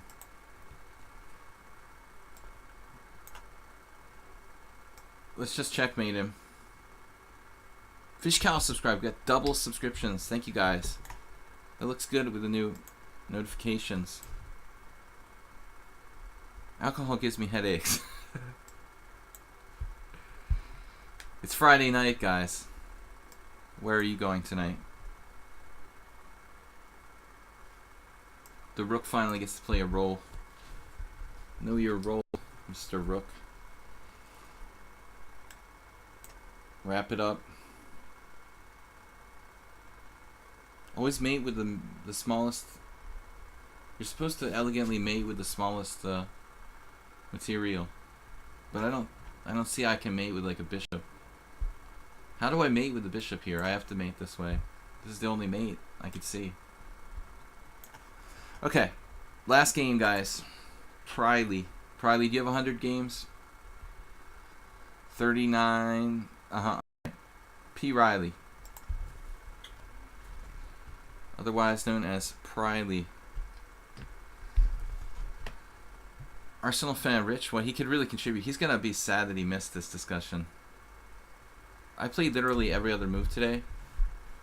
It seems like, other than knight c3. And I don't really play knight c3, but for the sake of variation. If P. Riley's not here, we have two challengers left, Chinese Economy and Red Horse. Red Horse is provisional. We got some games.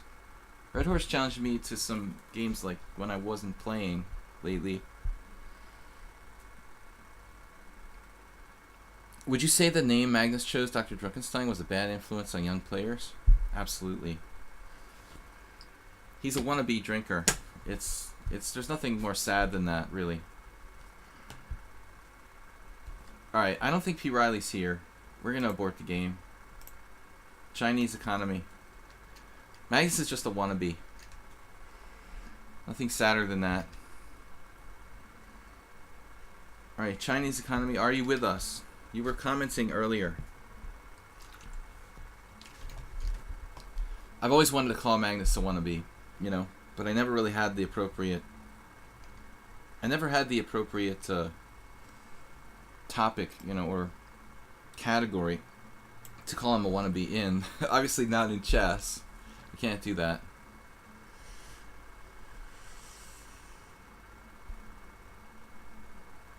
Well, Corona is better than Milwaukee's Best. That's about all I can say in defense of it. And it's true that it tastes better with a lime in it. It would probably taste better with anything. D4. Yeah, let's play this line. I don't have too much experience with this variation, but did experiment with it a little bit. And then F6, my former student Chris Williams, this kid from Massachusetts, he was experimenting with F6 back in the day. And this is more common to play Bishop F5, but I don't know. You know, why it matters if you have to play Bishop F5 on move 3 or move 4. In fact, we can play without Bishop F5 with something like Knight H6. And maybe this is wrong because like White can take on F6 or something. I had a game where the guy took on F6 here on one of my streams, and it ended up being more like it ended up seeming more like some sort of like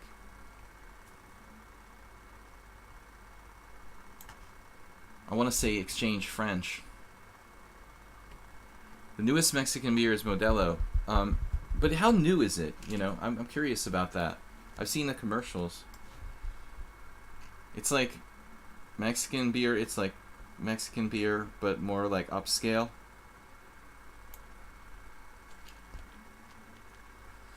I didn't think it was new. Yeah, it just became like more heavily advertised.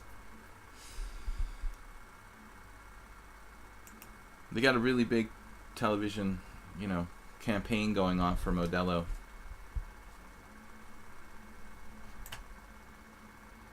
Wait a minute now. Don't I have knight b4? It would be sad to miss that.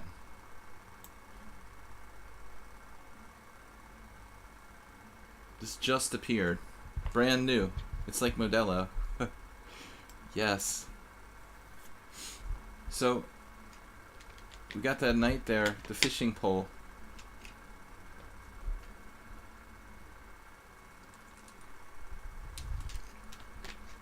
Everyone knows Dos Equis.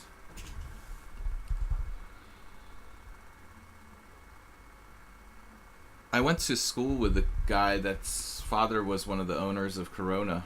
He was a maniac. He had like a Ferrari and maybe, I don't remember. It was crazy, dude. Was out of his mind. Just they had too much money. It wasn't healthy.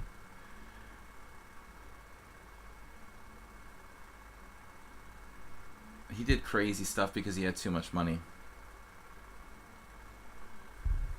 Maybe he didn't have a Ferrari, but it was some kind of really expensive car.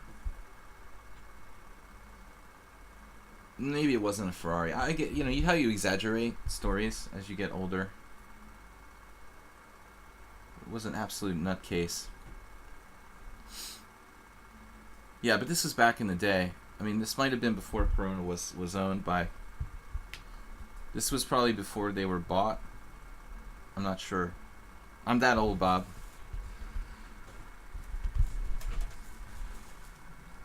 Back in the 90s. In the early 90s. I'm talking.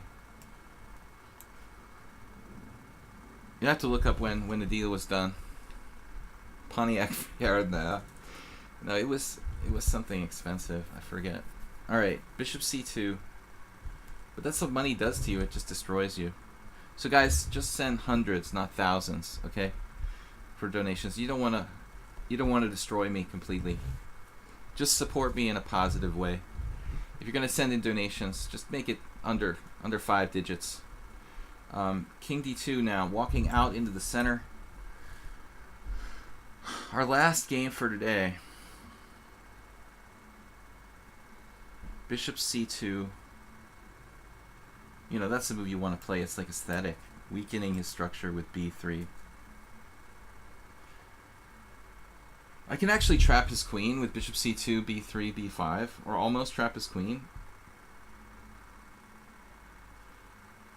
You would assume that a piece sacrifice there would be fairly appropriate, though.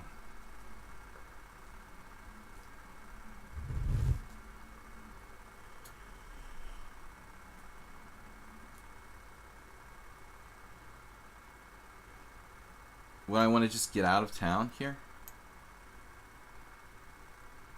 You want to go crazy and play the crazy variation? This is our last game today. The thing is, he'll win a piece back eventually with a3. That's a serious issue. It's not. I'm really questioning my decision to do this. Let's get it back out of there. Bail on that plan. We just provoked a weakness. Now we're going to go back.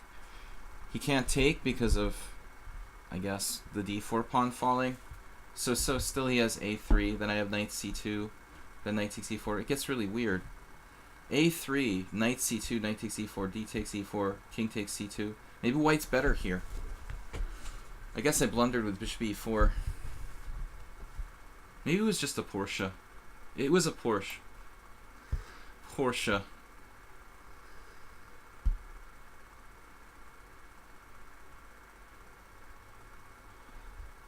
I don't know if he's still alive. So, a3. Wait, you were supposed to play a3 first. This isn't very good. He messed up the move order. So not knight takes e4, but a3 first. And then on knight c2, then you play knight takes e4. I guess at the end of the day, I could take on a1. And it's not clear he's really okay after all. Yes, Bob, it's time to go. It was entertaining talking about all this stuff.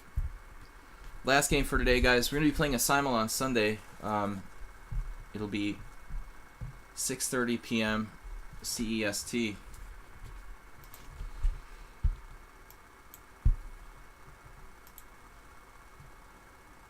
Well, it's over. It's over. Poor Chinese economy lost his rock. It was an I rock. Do you remember those? Play for mate here. Is there really a mate though? Maybe we need knight g4.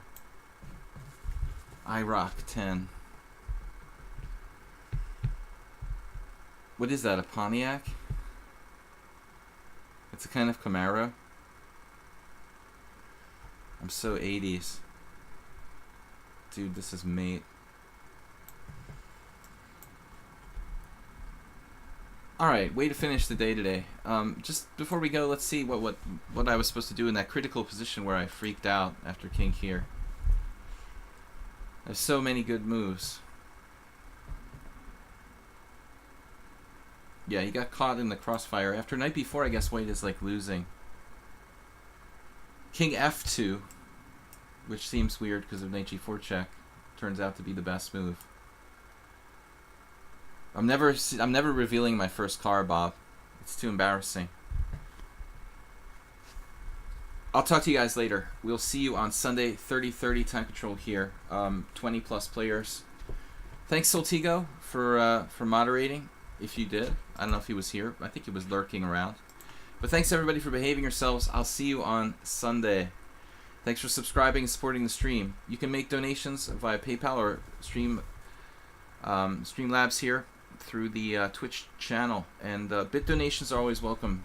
Thanks for everybody for watching, and thank you for Ponda being part of the stream. Okay guys, we're gonna close it out, so thanks Bob, and thanks everybody for the interesting discussion about beer today. I don't know what we would have done without that. Okay, if only they had bamboo beer. Bye bye.